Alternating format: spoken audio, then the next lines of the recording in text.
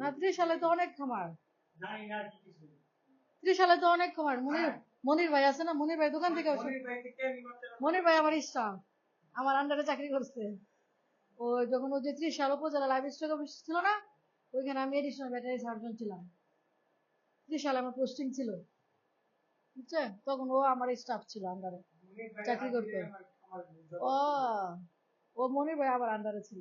আমরা ছিলাম ওই যে 2000 ইয়াতে, কত সালে, 2011-12, 2011-12, 2 বছর, 2 বছর ছিল। ওই যে পরে আমি যাওয়ার পরে বন্ধ হয়ে গেছিল, আবার ঢাকা বার্তা দিয়েছিলাম যাতে সাইড নম্বর বিআই থেকে বুঝছেন আমরা কোয়েন দিছিলাম আপনার কোয়েল আর দেশি মুরগি। ভালোই চলছিল, ওই স্থানীয় গুলো অনেক জন আগাইতে পারিনি। ও ওরা তো অশিক্ষিত না, যত আপনার কষাই ওরা মানুষ সমালোচনা খুব কম। আমরা করছি না, হয়তো বা হইতো বাড়ির মালিকের বলছে যে কাজ করেন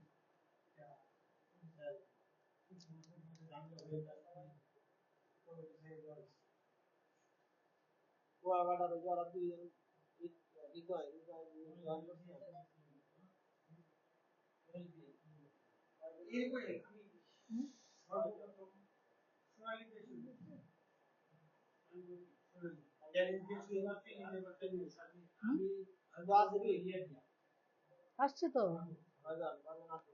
দেখতে ছাগল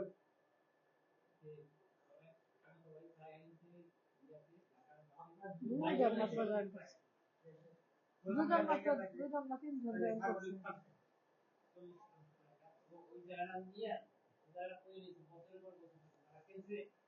না হৃদয় ওরা করে না, তিনজন হৃদয় কোনটা কালচার কোনটা এরা করলে। হ্যাঁ, কেমন আছেন আপনারা?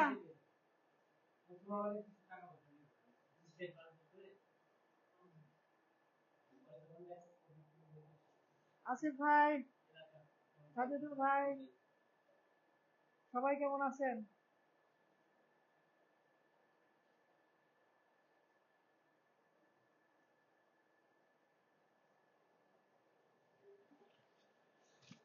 আপনি তো নতুন, এই ভিডিও ক্লাসগুলো কি দেখেছেন? ভিডিও ক্লাস দেখছেন আগে? না, পুরোটা কমপ্লিট দেখবেন।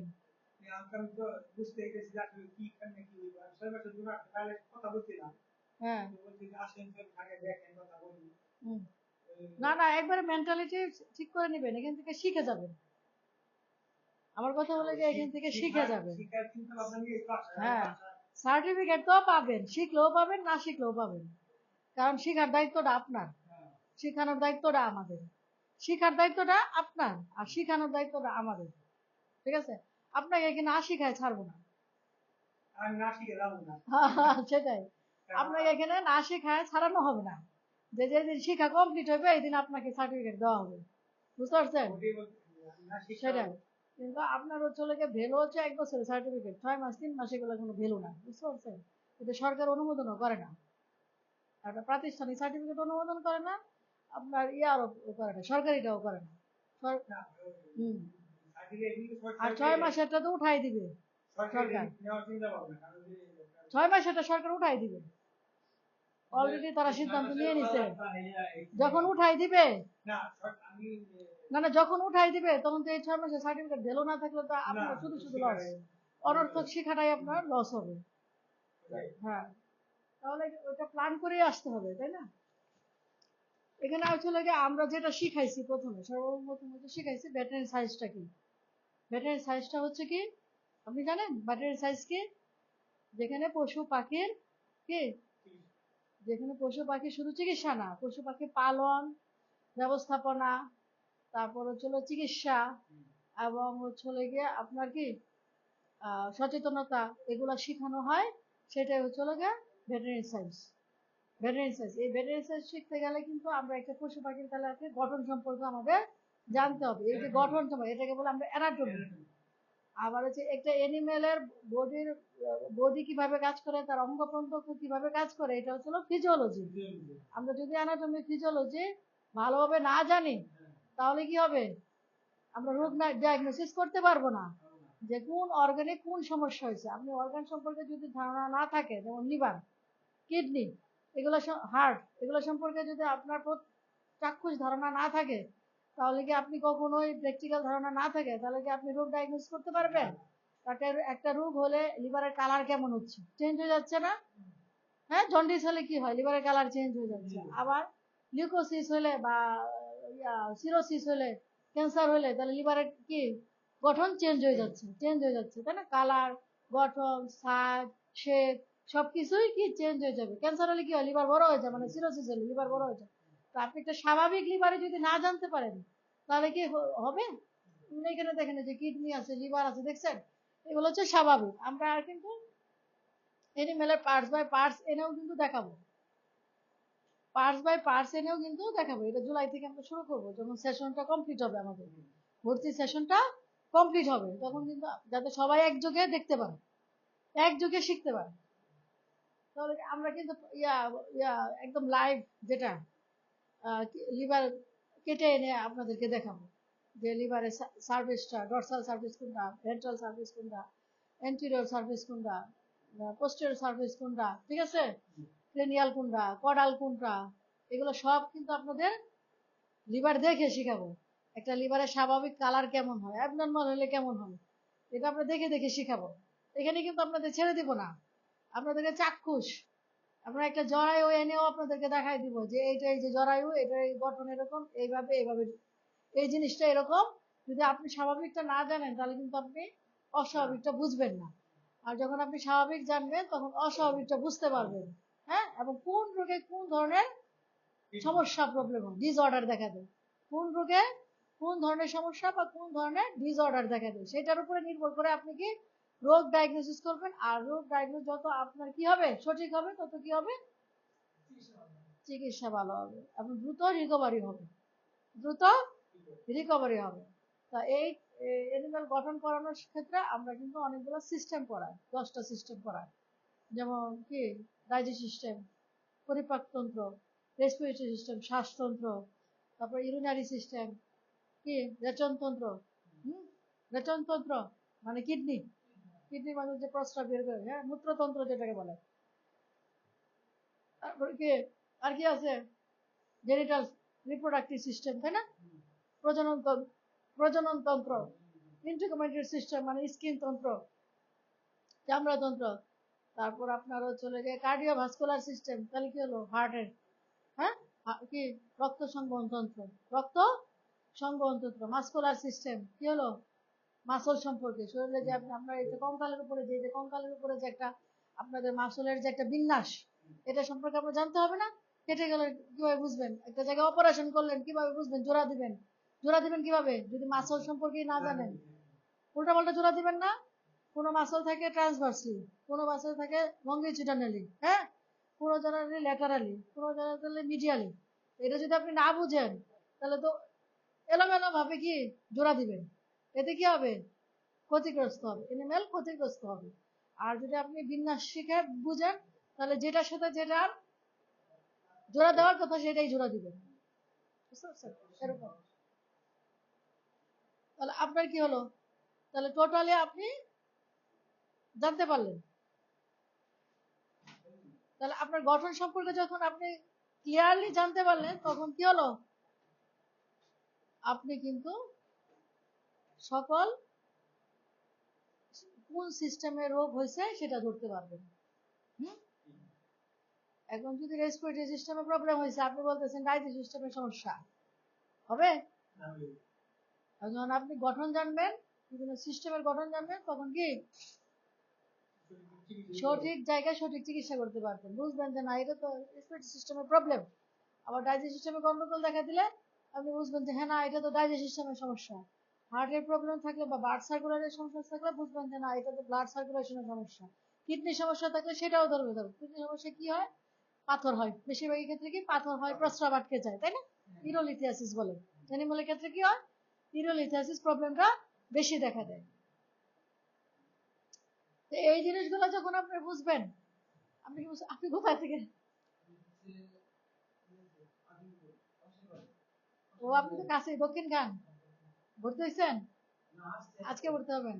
আচ্ছা, আজকে ভর্তি হবেন। নাম কি আপনার? রিফাত। রিফাত, আমার বাসাও কিন্তু এদিকে উত্তরখান, ময়নারটেক। হ্যাঁ উত্তরখান, ময়নারটেক, হ্যাঁ। তো ভালো হয়েছে, ওয়েলকাম। তাহলে পড়া শুনেন। আমরা যে সাবজেক্টটা পড়াচ্ছি সেটা হচ্ছে পশুপালন এবং পশু চিকিৎসা, যেটাকে আমরা এক কথায় বলি ভেটেরিনারি সায়েন্স।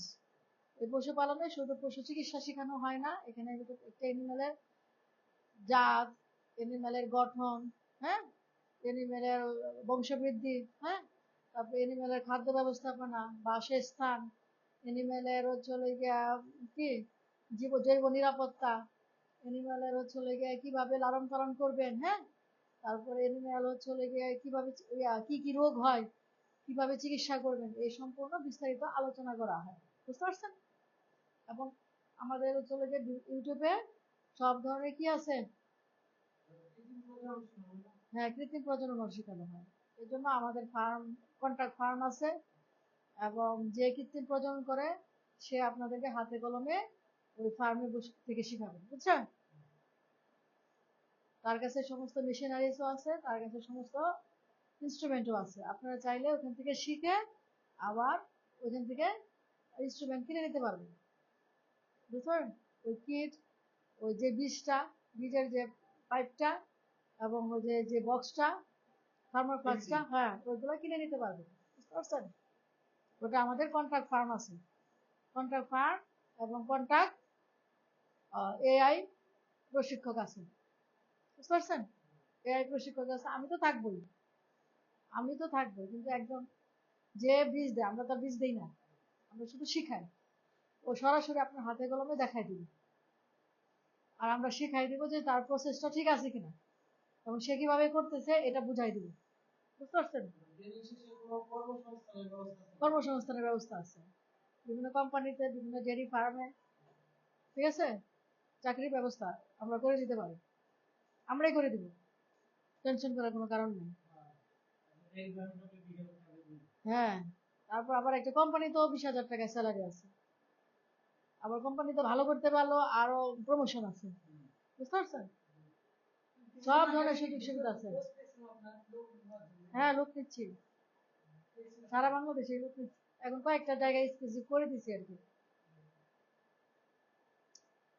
এখন আপনারা যারা আগ্রহী আছেন আসবেন, কোনো সমস্যা নেই, এখান থেকে কাজ শিখবেন, আসবেন, সমস্যা নেই।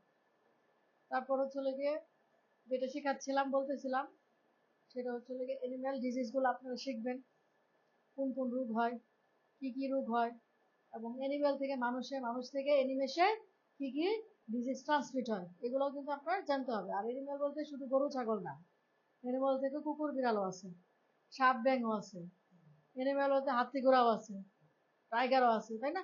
হরিণ আছে, ময়ূর আছে, পাখি আছে, এগুলো সব ধরনের চিকিৎসায় কিন্তু আপনার জানতে হবে এবং বুঝতে হবে। এবং যে সাবজেক্টকে আপনাদের জানা উচিত সেটা হলো গিয়ে পরীক্ষায় কি কি আসবে না, এগুলো কিন্তু আপনাদের জানা উচিত। বইয়ের গঠন আমরা তো সব একবারে পড়াতে পারবো না, কিছু কিছু আপনাদের বই দেখে পড়ে নিতে হবে। হ্যাঁ, যেমন আপনাদের এই যে প্র্যাকটিক্যাল কিন্তু কমই আসবে পরীক্ষায়, থিওরি কিন্তু বেশি আসবে। এটা হলো প্র্যাকটিক্যাল পরীক্ষা, আপনার হচ্ছে সার্টিফিকেট পরীক্ষার সাথে আমাদের প্র্যাকটিক্যাল পড়ানোর পার্থক্য এটাই, যে কারণ সার্টিফিকেট পরীক্ষায় বেশিরভাগই হচ্ছে থিওরিটিক্যাল আসে, প্র্যাকটিক্যাল তেমন একটা থাকে না। বুঝতে পারছেন?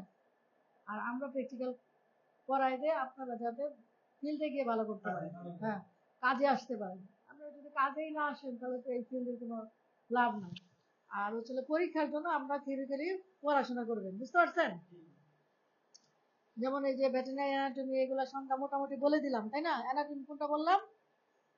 এনিমেলের গঠন, গঠন সম্পর্কে যে আলোচনা, এটা হলো অ্যানাটমি, ঠিক আছে। আর এটা হচ্ছে যে অ্যানিমেলের যে বিভিন্ন অর্গান গুলা এবং দেহ, হাত পা কিভাবে কাজ করে সেগুলো হচ্ছে গিয়ে ফিজিওলজি।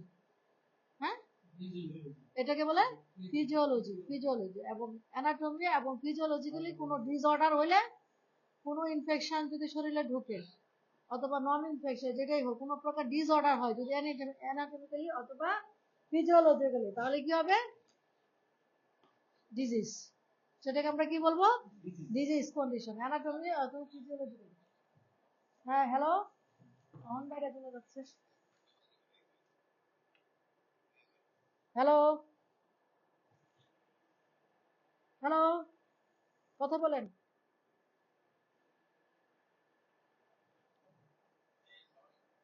হ্যাঁ, ওয়ালাইকুম আসসালাম। কি অবস্থা আসিফ ভাই? আমাকে ডিস্টার্ব করে কেন? সাউন্ড তো দেখা যায় বাইরে চলে যাচ্ছে।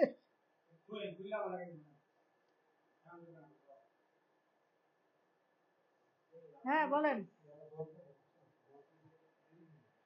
ও, কথা শুনেন নাই? ও, সাউন্ড বাইরে চলে যাচ্ছিল।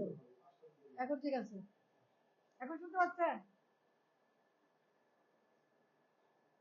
হ্যালো, এখন শুনতে পাচ্ছেন?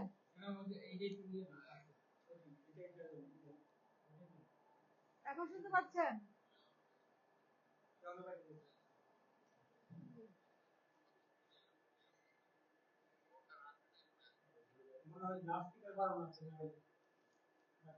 হ্যাঁ,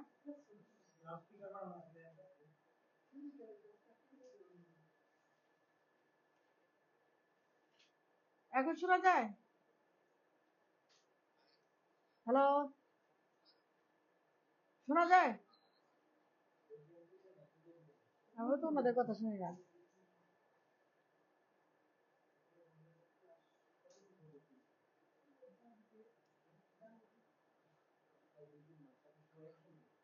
শোনা যায়?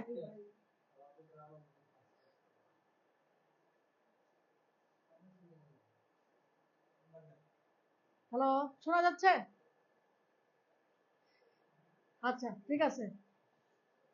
তাহলে এটা হচ্ছে এই যে অ্যানিমেলের যে গঠনগুলা, এগুলো শিখে দেখে নেবেন, ছবি দেখে পড়ে নেবেন, বইগুলো কিনে নেবেন। হ্যাঁ, এগুলো নতুন করে পড়ানো গেছে না, শব্দগুলো পড়লেই বুঝতে পারবেন। হ্যাঁ, ঠিক আছে। কোনটাকে কি বলে এর নামগুলো লিখে দেওয়া আছে। কোনটা মাথা, কোনটা লেজ, কোনটা টেল, কোনটা জয়েন্ট, এগুলো কিন্তু এখানে বলা আছে, বুঝতে পারছেন। আর আমাদের কিছু ক্লাস আছে, ওই ক্লাসগুলো কিন্তু আমরা করাই দিছি, বুঝছেন। ভিডিও ক্লাস আছে ইউটিউবে, ভিডিও ক্লাসগুলো সবগুলো দেখে নিবেন। আগে যে ক্লাসগুলো মিস করছেন, হ্যাঁ, আমরা তো জানুয়ারি থেকে শুরু করছি না, ওই ওই ক্লাসগুলো আপনারা দেখে নিবেন, মিস ক্লাসগুলো আবার পরে আবার শেষে গিয়ে আবার মিস ক্লাসগুলো পাবেন, নতুন সেশনের সাথে আবার পেয়ে যাবেন, বুঝতে পারছেন। যেমন এখানে আছে কি skull, mandible, humerus, carpal, sternum, রিয়েট, এগুলো যে পড়ে নেবেন। এই যে এই টার্মগুলাই কিন্তু এই যে এখানে দেখাচ্ছে, বুঝছেন। এই ছবিতে, এই ছবিতে দেওয়া আছে।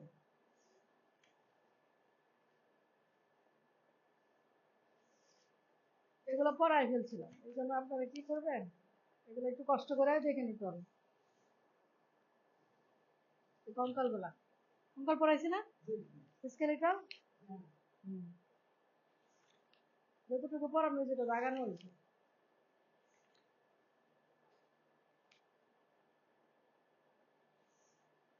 যেটা এখান থেকে আমরা পড়াই ডাইজেস্টিভ সিস্টেম, ঠিক আছে। ডাইজেস্টিভ সিস্টেম, ডাইজেস্টিভ সিস্টেম মানে কি?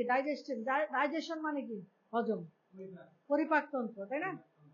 হ্যাঁ, যে যেই তন্ত্রের মাধ্যমে কি হয়, খাদ্য হজম, খাদ্য গ্রহণ, খাদ্য কি হজম, আবার হ্যাঁ, খাদ্য কি, খাদ্য পেস্ট হয়, খাদ্য হজম হয় এবং খাদ্য কি পরিপাক হয় এবং খাদ্য শোষণ হয়, সেটাই কি ডাইজেস্টিভ সিস্টেম। এই সিস্টেমের মাধ্যমে কি হয়, খাদ্য শুধু বলাৎকরণ হয় না, খাদ্য শুধু মানুষ খায় না, এনিম্যাল শুধু খাবার খায় না, খাদ্যতে কি করে, একটা এনিম্যালে কিন্তু আরেকটি বেশ কাজ করে, সেটা হচ্ছে রুমিনেশন, রুমিনেশন করে, মানে কি জাবর কাটে, জাবর কাটার মাধ্যমে কি হয়, খাদ্য হজম হয়, তারপরে চলে গিয়ে খাদ্য কি পেস্ট হয়, তারপর খাদ্য পরিপাক হয়, তারপর খাদ্য শোষণ হয়, তারপর শরীরে কি রক্তের মাধ্যমে বিভিন্ন শরীরে ছড়িয়ে ছড়িয়ে যায় এবং সর্ব অঙ্গে কি পুষ্টি দান করে। এই ডাইজেস্ট সিস্টেমে কি কি অর্গান আছে, এই যে দেখেন, মুখ, পাকস্থলী, ক্ষুদ্রান্ত্র, বৃহদান্ত্র, তাই না, ফ্যারিংস, ল্যারিংস, এই যে এগুলো এখান থেকে দেখেন, এই যে এখানের মধ্যে সব আছে, small intestine, large intestine, abdomen, reticulum, omasum, abomasum.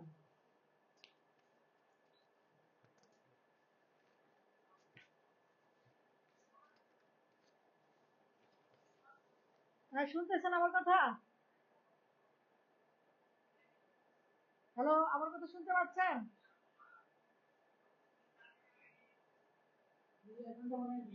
হ্যাঁ,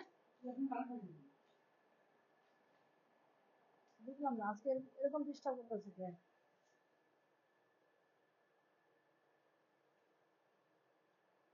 সাউন্ড বের হয়ে যাচ্ছে।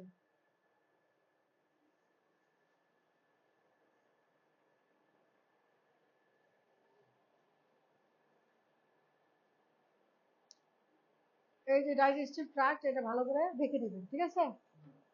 এটা তো মাউথ, তাই না? তারপর কি খাদ্য নালী, তারপর চলে গিয়ে এই গলার মধ্যে থাকে ফ্যারিংস, ল্যারিংস, এগুলো থাকে। তারপর হচ্ছে স্টমাক, স্টমাকের মধ্যে 4টা ভাগ থাকে। এনিমেলের কয়টা স্টমাক থাকে? 4টা। আর মানুষের কয়টা? কুকুর বিড়ালের একটা, ঘোড়ার একটা থাকে, ঘোড়ার একটা স্টমাক, মানুষের একটা, কুকুর বিড়ালের একটা স্টমাক, কিন্তু গরু ছাগলের কি থাকে? 4টা স্টমাক, রুমেন, রেটিকুলাম, ওমেজাম, অ্যাবোমেজাম। তারপরে চলে ইন্টেস্টাইন থাকে, ইন্টেস্টাইনের মধ্যে থাকে small intestine, large intestine, caecum, colon, হ্যাঁ, সিকাম, কি থাকে, small intestine, duodenum, jejunum, Ilium. তারপর সিকাম, কোলন, রেকটাম, রেকটাম হচ্ছে যেখানে আমাদের কি মলাশয়, বর্জ্যটা, বর্জ্যটা জমা হয়, যেটাকে আমরা বলি কি কাউডাং, গোবর, যেটাকে আমরা কি বলি কাউডাং, গোবর বলি। ওটা অ্যানাসের রাস্তা দিয়ে কি বায়ু, বায়ু পথে বের হয়ে যায়, বায়ু পথে বের হয়ে যায়।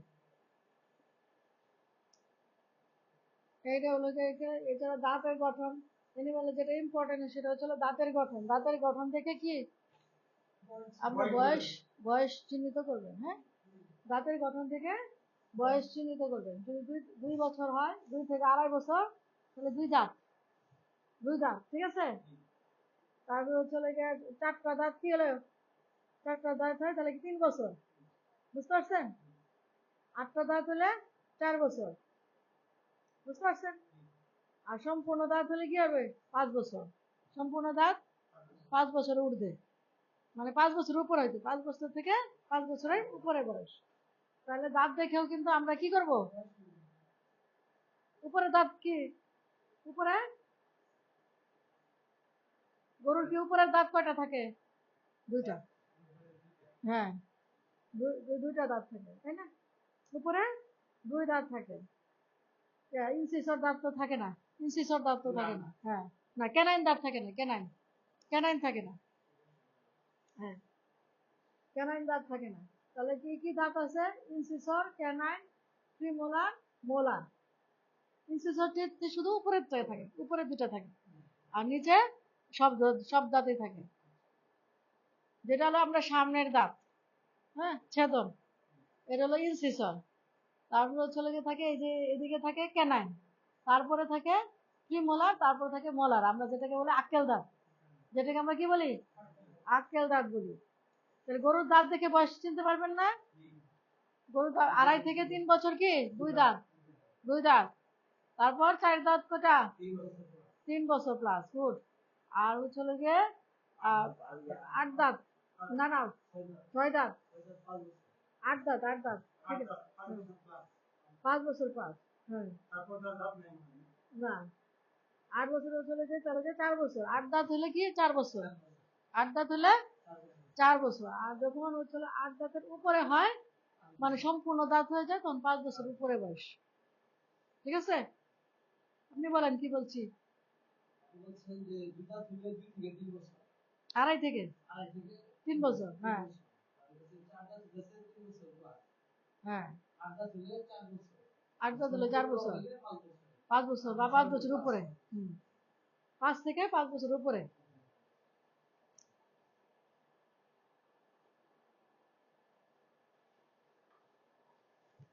দাঁতের কাজ কি আপনারা জানেন, তাই না? এখানে বিভিন্ন অঙ্গের কি কাজ আছে, যেমন মুখের কাজ কি খাদ্য গ্রহণ করা, লালা বের হওয়া, তাই না? মুখে থেকে কি বের হয়? লালা, স্যালাইভেশন। এটাকে কি বলে? স্যালাইভেশন। হ্যাঁ, লালাকে বলে স্যালাইভা। লালাকে বলে স্যালাইভা। আর যে প্রক্রিয়ায় লালা বের হয় এটাকে বলে স্যালাইভেশন।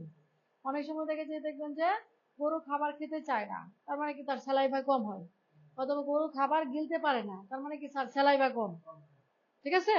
তখন কি হয়, আমরা বিভিন্ন প্রকার স্টমাকেট না স্টমাকিক জাতীয় কি বা রুচি জাতীয় খাবার দেয়, যাতে তার স্যালাইভেশনটা ভালো হয় এবং রুচি বাড়ে। তারপরে চলো গাল চিক্স, এগুলোতে গাল চিক্স এগুলো কি, এখানে ম্যান্ডিবল ম্যাক্সিলা, তাই না? কি আছে? ম্যান্ডিবল ম্যাক্সিলা, যেটার মধ্যে কি দাঁত সাজানো থাকে। ম্যান্ডিবল, এটা হচ্ছে কি ম্যান্ডিবল, আর উপরেরটা কি ম্যাক্সিলা। ম্যাক্সিলা কিন্তু দুইটা। ম্যাক্সিলা কটা? দুইটা। হ্যাঁ, এই যে এটা হলো ম্যাক্সিলা আর এটা হলো ম্যান্ডিবল। এটা দুই পাশে চলে গেছে, তাই না? আর এটা কিন্তু একটা। বুঝতে পারছেন? Mandible maxilla.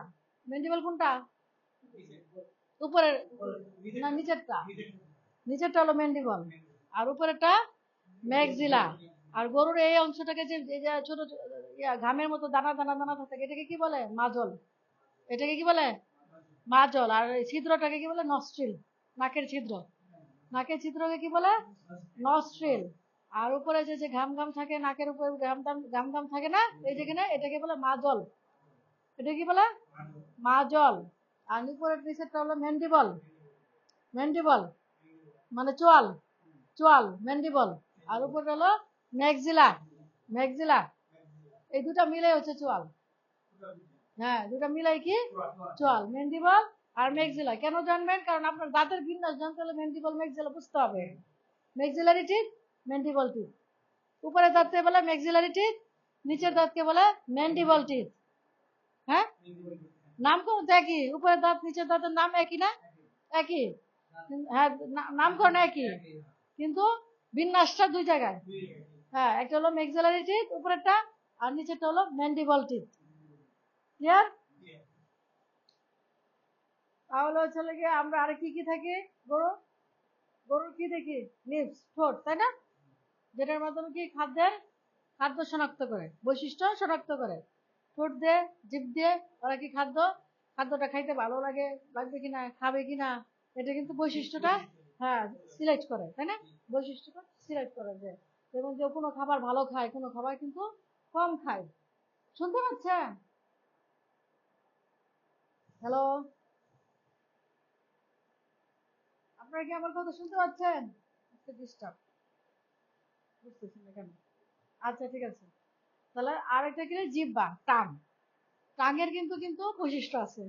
এই যে আমার এই যে গরুর যে টাং, জিহ্বাটা আছে না, এটাও কিন্তু একটা বৈশিষ্ট্য আছে। বৈশিষ্ট্য কি? এই যে আমরা সব জায়গায় কি সমান অনুভব করি? সামনে সামনে আগায় দিলে কি অনুভব করি আমরা? লবণ, লবণাক্ত অনুভব করি না? সামনের আগাতে কিন্তু আমরা কি অনুভব করি? লবণ। লবণ না? লবণের করে। এরকম প্রত্যেকটা কিন্তু টেস্ট বাড আলাদা। জিহ্বার সব জায়গায় কিন্তু টেস্ট বাড আলাদা আলাদা। হ্যাঁ, সাওয়ার টেস্ট করি, তারপরে কি সাওয়ার টক, টক টেস্ট করি।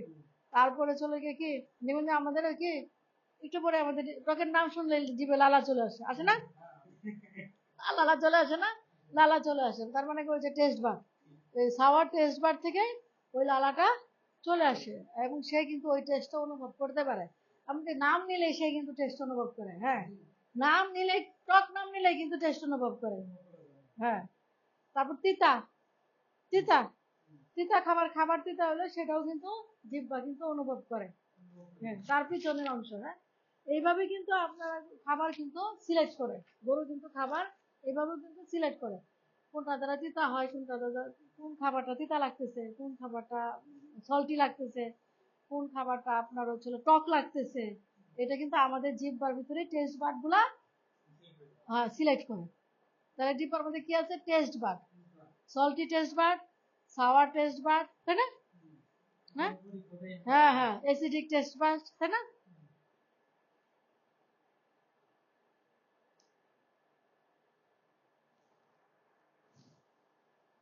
তারপরে চলে সেলিভারি গ্ল্যান্ডে আমরা যেটা বললাম যে ওই যে স্যালাইভেশন যে বের হয়, এই যে স্যালাইভা একটা কি রসটা, তাহলে রসটা সাধারণত আমরা কি বলি, কি থেকে বেরিয়ে হয়? গ্রন্থি থেকে। গ্রন্থি, গ্রন্থি থেকে না? গ্রন্থি বলতে গ্ল্যান্ড বোঝায়, গ্রন্থি বলতে গ্ল্যান্ড, মানে কি গ্ল্যান্ড? Salivary gland. কি গ্ল্যান্ড? Salivary gland. এই সেলিভারি গ্ল্যান্ড থেকেই কিন্তু কি স্যালাইভা তৈরি হয়। যে গ্ল্যান্ড থেকে সেক্রেশন বেরোয় তাকে সেলিভারি গ্ল্যান্ড। থাইমাস থেকে কি থাইরক্সিন সেক্রেশন হয়, তাই না? এই যে মানুষ যে ছোট হয়, খাটো হয়, মোটা হয়, বেটে হয়, হয় না? এটা কারণ কি? থাইরয়েড। এটা কি থাইরয়েড থেকে যে থাইরক্সিন হরমোন রিলিজ হয়, সেটার কম বেশির কারণে কিন্তু মানুষ ছোট বড় হয়, মোটা হয়, চিকুন হয়। হ্যাঁ, অনেকে দেখবেন বেশি খায় কিন্তু শুকনা, আবার এতে কম খায় কিন্তু বেশি মোটা। তার মানে কি? তার হরমোনের উপর নির্ভর করে, হরমোনের উপরে তার মেটাবলিজম নির্ভর করে। দেখবেন যে অনেক গরু অনেক মোটা তাজা, আরেক গরু পুরো খাওয়াই যাচ্ছে তাও মোটা হয় না। তার মানে কি? তার গ্রোথের সমস্যা, গ্রোথ হরমোনের সমস্যা। এই থার্মোস্টিন কি? Growth hormone. থাইরয়েড গ্ল্যান্ড থেকে এই হরমোনটা তৈরি হয়, বুঝতে পারছেন? থাইরয়েড হরমোন থেকে এই থাইরয়েড হরমোন তৈরি হয়, যেটা সমস্ত কিছুকে রেগুলেট করে। আবার অক্সিটোসিন হরমোন কি? রিপ্রোডাকশনে রেগুলেট করে। অক্সিটোসিন হরমোন, ইস্ট্রোজেন, প্রোজেস্টেরন, এগুলা কি এগুলো হচ্ছে গ্ল্যান্ড থেকে তৈরি হয়, ওভারি থেকে। ওভারি কি? ওভারি চলে গিয়ে যেটা হলো গিয়ে ফিমেল গরু, কাউ, হ্যাঁ, দুধের গরু, এটা কি ডিম্বাশয় থাকে, ডিম্বাশয় থেকে এটা হলো ওভারি। এখান থেকে অক্সিটোসিন, আপনার হচ্ছে ইস্ট্রোজেন রিলিজ হয়। আবার হচ্ছে লোকে মেল, মেল মানে অক্স, সার, সার গরু থেকে কি হয়? টেস্টিস, টেস্টিস থেকে তৈরি হয় কি? টেস্টিস হচ্ছে এটা একটা গ্ল্যান্ড, টেস্টিস একটা কি? Genital gland. এটা থেকে তৈরি হচ্ছে কি? টেস্টোস্টেরন, যেটা দ্বারা কি কি বীজের মাত্রা বা কন্ট্রোল এগুলো রেগুলেট করে, বীজের কোয়ালিটি কন্ট্রোল রেগুলেট করে। এই হরমোনের উপর এই কারণে সবকিছু আমাদের বডিতে যা কিছু আছে সবই কিন্তু হরমোন এবং নার্ভাস সিস্টেম কন্ট্রোল করে। নার্ভাস সিস্টেম কিন্তু একা একা কাজ করতে পারবে না। কাজ করতে পারবে যখন হরমোন সিক্রেশন, ওই হরমোন রেসপন্স নার্ভাস সিস্টেমকে দিবে। যেমন আমাদের শরীরে জ্বর আসবে কি আসবে না, এটা কিন্তু আপনার আমাদের কি কি কি পিটুইটারি গ্ল্যান্ড, থাইমাস, থাইমাসের নিচে কি একটা পিটুইটারি গ্ল্যান্ড থাকে, থাইমাস থেকে এটা রেগুলেট করে। হ্যাঁ, থার্মো রেগুলেটর করে। থাইমাস থেকে কি? থার্মো রেগুলেট করে হাইপোথ্যালামাস, হাইপোথ্যালামাস, তাই না? হাইপোথ্যালামাস থেকে এবং পিটুইটারি গ্ল্যান্ড, এটা হলো কি আপনার কি করে? রেগুলেট করা, যে আমাদের শরীরে তাপমাত্রা বাড়বে কি কমবে না। কারো শরীরে দেখবেন টেম্পারেচার কম, কারো শরীরে টেম্পারেচার বেশি, এটা পুরাটাই হাইপোথ্যালামাস রেগুলেট করে। তাহলে ওটাও কিন্তু একটা কি? Gland, pituitary gland. এই গ্ল্যান্ড থেকে কিন্তু আপনার এই হরমোন রিলিজ হয়। তাহলে এই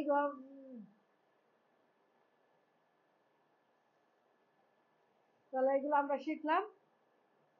ফেরিক্স কি? ফেরিক্স হচ্ছে গলবিল, গলবিল। এই যে আমাদের এখানে কি আছে? খাদ্যনালী আছে। এই পাশে কি আছে? বাম পাশে কি থাকে?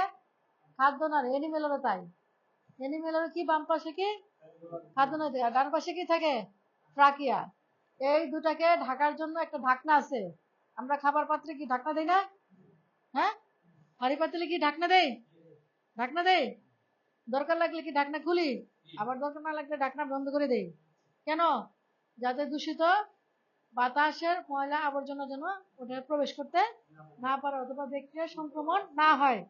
তাহলে আমাদের এরকম এই এই গলনালী, এই ট্রাকিয়া এবং এই ইসোফেগাসকে ঢাকার জন্য একটা কমন ঢাকনা আছে, নাম হচ্ছে ফেরিংস। হুম, ওটা একটা বিলের মতো, এই জন্য এর নাম কি? গলবিল। গলার মধ্যে একটা বিলের মতো একটা সৃষ্টি করছে, এবং এটাকে ঢাকনা দেওয়ার জন্য একটা ফেরিংস আছে। এই ফেরিংসটাকে আমরা বলতেছি গলবিল বা ফেরিংস, বুঝতে পারছেন? দুটার হচ্ছে কমন ঢাকনা। যখন আপনি খাবার খাবেন তখন কি হবে? ট্রাকিয়া ঢাকনা বন্ধ থাকবে।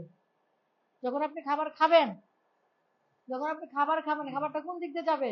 খাদ্য নালী দিয়ে যাবে। আর শ্বাসনালী কি ঢাকনা দিতে হবে, কে দিবে? ওই ফেরিংস। বুঝতে পারছেন? যখন আপনি শ্বাস নেবেন তখন কি হলো, খাদ্যনালী, তো তখন কি খাদ্যনালী বন্ধ থাকবে, কে করবে? ফেরিংস করবে। এরকম করে কাজ করবে এইভাবে। বুঝতে পারছেন? হ্যাঁ, জিনিসটাতে কিন্তু কমন, জিনিসটা কি এভাবে আছে, একবার এইভাবে আর একবার এইভাবে। বুঝতে পারছেন? তাহলে এটা কিন্তু ইম্পর্টেন্ট অর্গান। তারপর আরেকটা কি অর্গান? ল্যারিংস। ল্যারিংস হচ্ছে কণ্ঠনালী। ল্যারিংস মানে কি? কণ্ঠনালী। এটা কোথায় থাকে? এই শ্বাসনালীর উপরে। শ্বাসনালীর উপরে থাকে। এই শ্বাসনালীর উপরে থাকে কি কণ্ঠ তৈরি করে। এই ল্যারিংস যদি না থাকতো তাহলে কিন্তু আমরা কথা বলতে পারতাম না, বোবা থাকতাম। এই ল্যারিংস যদি অ্যাক্টিভ না থাকতো, অকেজো থাকতো, তাহলে গিয়ে গিয়ে আমরা বোবা হয়ে যেতাম। আমাদের যখন ঠান্ডা লাগে, গলায় ইনফেকশন হয়, তখন কি অনেক সময় আমরা ব্যাঙের মতো কথা বলি না? কারণ কি? ল্যারিংসে ইনফেকশন হয়। কারণ আপনার ভোকাল কর্ড, ভয়েস কর্ড কি নষ্ট হয়ে যায়, ভোকাল কর্ড কি নষ্ট হয়ে যায়। হ্যাঁ, ভোকাল কর্ড নষ্ট হয়ে যায়। প্র্যাকটিক্যাল গ্রুপ না, হৃদয় আমি ইয়ার করছি, অ্যাড করছি, হৃদয় অ্যাড করছি। হৃদয় নাম্বার কোনটা দেন দেখি? হৃদয় আমি অ্যাড করলাম। এলবিআই থেকে জান নাই আপনি? আপনার এই থেকে গেছেন? না না, আমার প্র্যাকটিক্যাল গ্রুপ থেকে। এই জন্য যে পায় না আবার।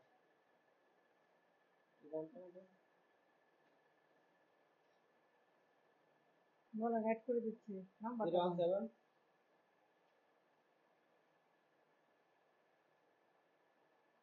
সেভ করে আগে 017 27 27 80 80 31 31 50 52 52। দেখেন 01727 80 31 52 বুঝছে? এই দিতে হবে।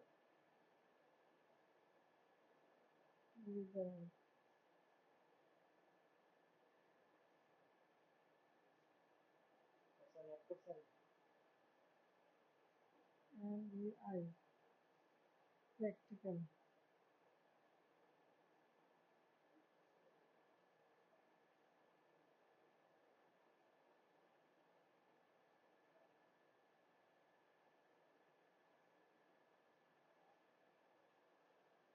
আর এটা দিয়ে যা আরেকটাই পাইছেন না? আরেকটাই পাইছেন, লিংক পাইছেন? না না দিচ্ছি ওটা না আরেকটা আছে ম্যাডামের প্র্যাকটিক্যালের একটা প্র্যাকটিক্যাল। 1% এটা এই যে করতেছি, একটু অ্যাড করেন, অ্যাড করতেছে।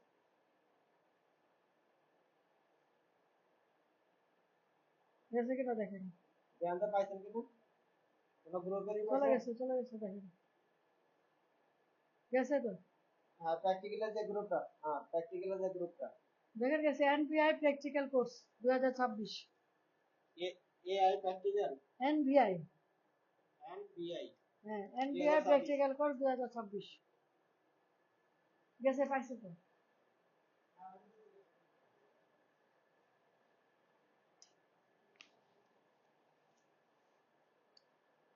তাহলে কি হলো?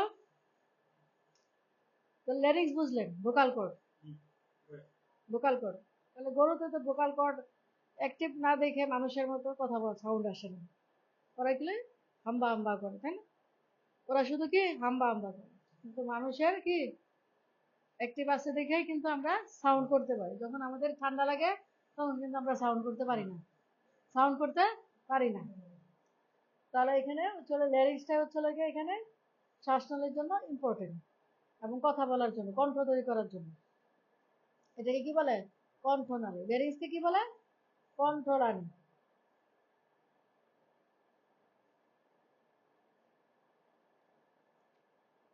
এই যে আমরা খাদ্য গ্রহণ করি, খাদ্য গ্রহণ করি, এটাকে সাইন্টিফিক ভাষায় কি বলে? সোয়ালিং, সোয়ালোয়িং,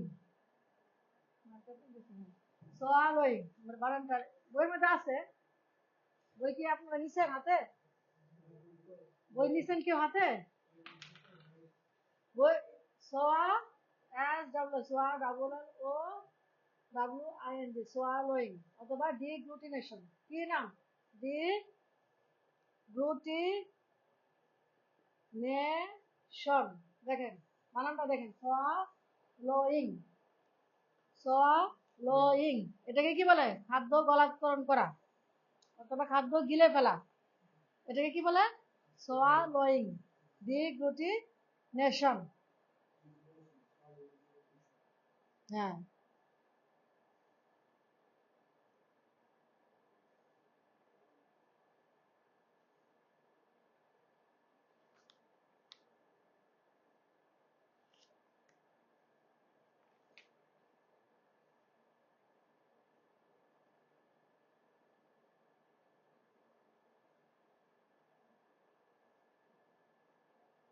তারপর হচ্ছিল আমাদের খাদ্য নালী রয়েছে, তাই না? খাদ্য নালী ইসোফেগাস। ইসোফেগাস, ইসোফেগাস কি? ইসোফেগাস খাদ্য নালী। খাদ্য নালীকে বলে ইসোফেগাস। হ্যাঁ, ইসোফেগাস। এখানে একটা জিনিস আপনাদের শিখতে হবে, সেটা হলো স্ফিংটার। আমরা যে যে খাবার খাচ্ছি এটা কি সরাসরি চলে যাচ্ছে? কেউ না কেউ তো কন্ট্রোল করছে, তা নাহলে তো গলার মধ্যে পেঁচ লাগতো। পেঁচ লাগতো না? কেউ না কেউ কন্ট্রোল করতেছে না? আবার যে যা গরু যে পায়খানা করতেছে, সারাক্ষণ কি পায়খানা করতেছে? কোনো কিছু না একটা কন্ট্রোল করতেছে। পায়খানা বের হয়ে গেছে, ও চুপসে যায়। চুপসে যায় না? চুপসে যায় না? তাহলে মানে কোনো কিছু একটা কন্ট্রোল করতেছে। এই যে যে কন্ট্রোলটা করতেছে, এই মাসলটার নাম হচ্ছে স্ফিংটার। ঠিক আছে? এই মাসলটার নাম স্ফিংটার। এটা কিন্তু সব জায়গায় আছে, যেমন খাদ্যনালীতেও আছে, পাকস্থলীতেও আছে, ইন্টেস্টাইনেও আছে, হ্যাঁ, রেকটামেও আছে, অ্যানাসেও আছে। এই স্ফিংটার সম্পর্কে যদি আপনি না বুঝেন, তাহলে কিন্তু কিন্তু বুঝবেন না যে কিভাবে কি হলো, কিভাবে আমরা খাইলাম। আর নাহলে যদি আমার যদি এখানে স্প্রিংটা না থাকতো, খাবার কিন্তু সরাসরি চলে যেত, দম আটকেই মারা যেত, বুঝলে না? হ্যাঁ, দম আটকে কিন্তু মারা যেত। এটা কন্ট্রোল করতেছে তো দেখে কিন্তু নিয়ম মতো যাচ্ছে, এটা কিন্তু নিয়ম মতো যাচ্ছে। খাদ্য দিচ্ছেন, এখানে মুখের মধ্যে প্রেশার লাগতেছে, প্রেশারে স্প্রিংটার মুখ ওপেন হচ্ছে, ও মুখ ওপেন হচ্ছে, তারপর কিন্তু খাবারটা আস্তে আস্তে নিচে পাস হচ্ছে, পাস হয়ে গিয়ে পাকিস্তানিতে যাচ্ছে। এখন আমি দেখাচ্ছি, আপনারা কিন্তু বোর্ড দেখতে পারেন, বোর্ড, হ্যালো, বোর্ড দেখেন আপনারা?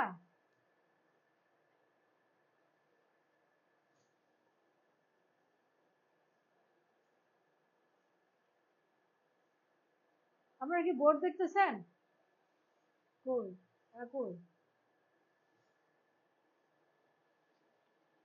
এটা একটু দেখাই দেয়। স্প্রিংটার, স্প্রিংটার আগে পড়াই নাই, তাই না? স্প্রিংটার কিন্তু আগে পড়াই নাই।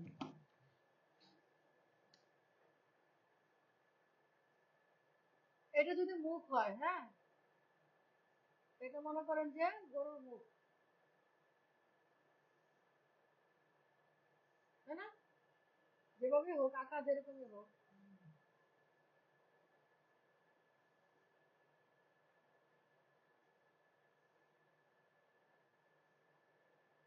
এর খাদ্য নালী, তাই না? চলে গেল স্টমাক, এখানে অনেক ভাগ আছে স্টমাকে। তারপর ইন্টেস্টাইন,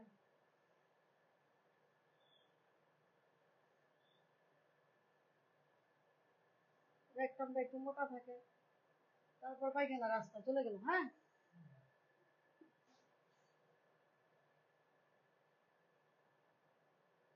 এই যে দেখেন, এই যে এখানে একটা স্পিকার আছে, হ্যাঁ, এগুলোকে সুপেরিয়র, সুপেরিয়র মানে উপরে, তাই না? হ্যাঁ, superior oesophageal sphincter, superior oesophageal sphincter.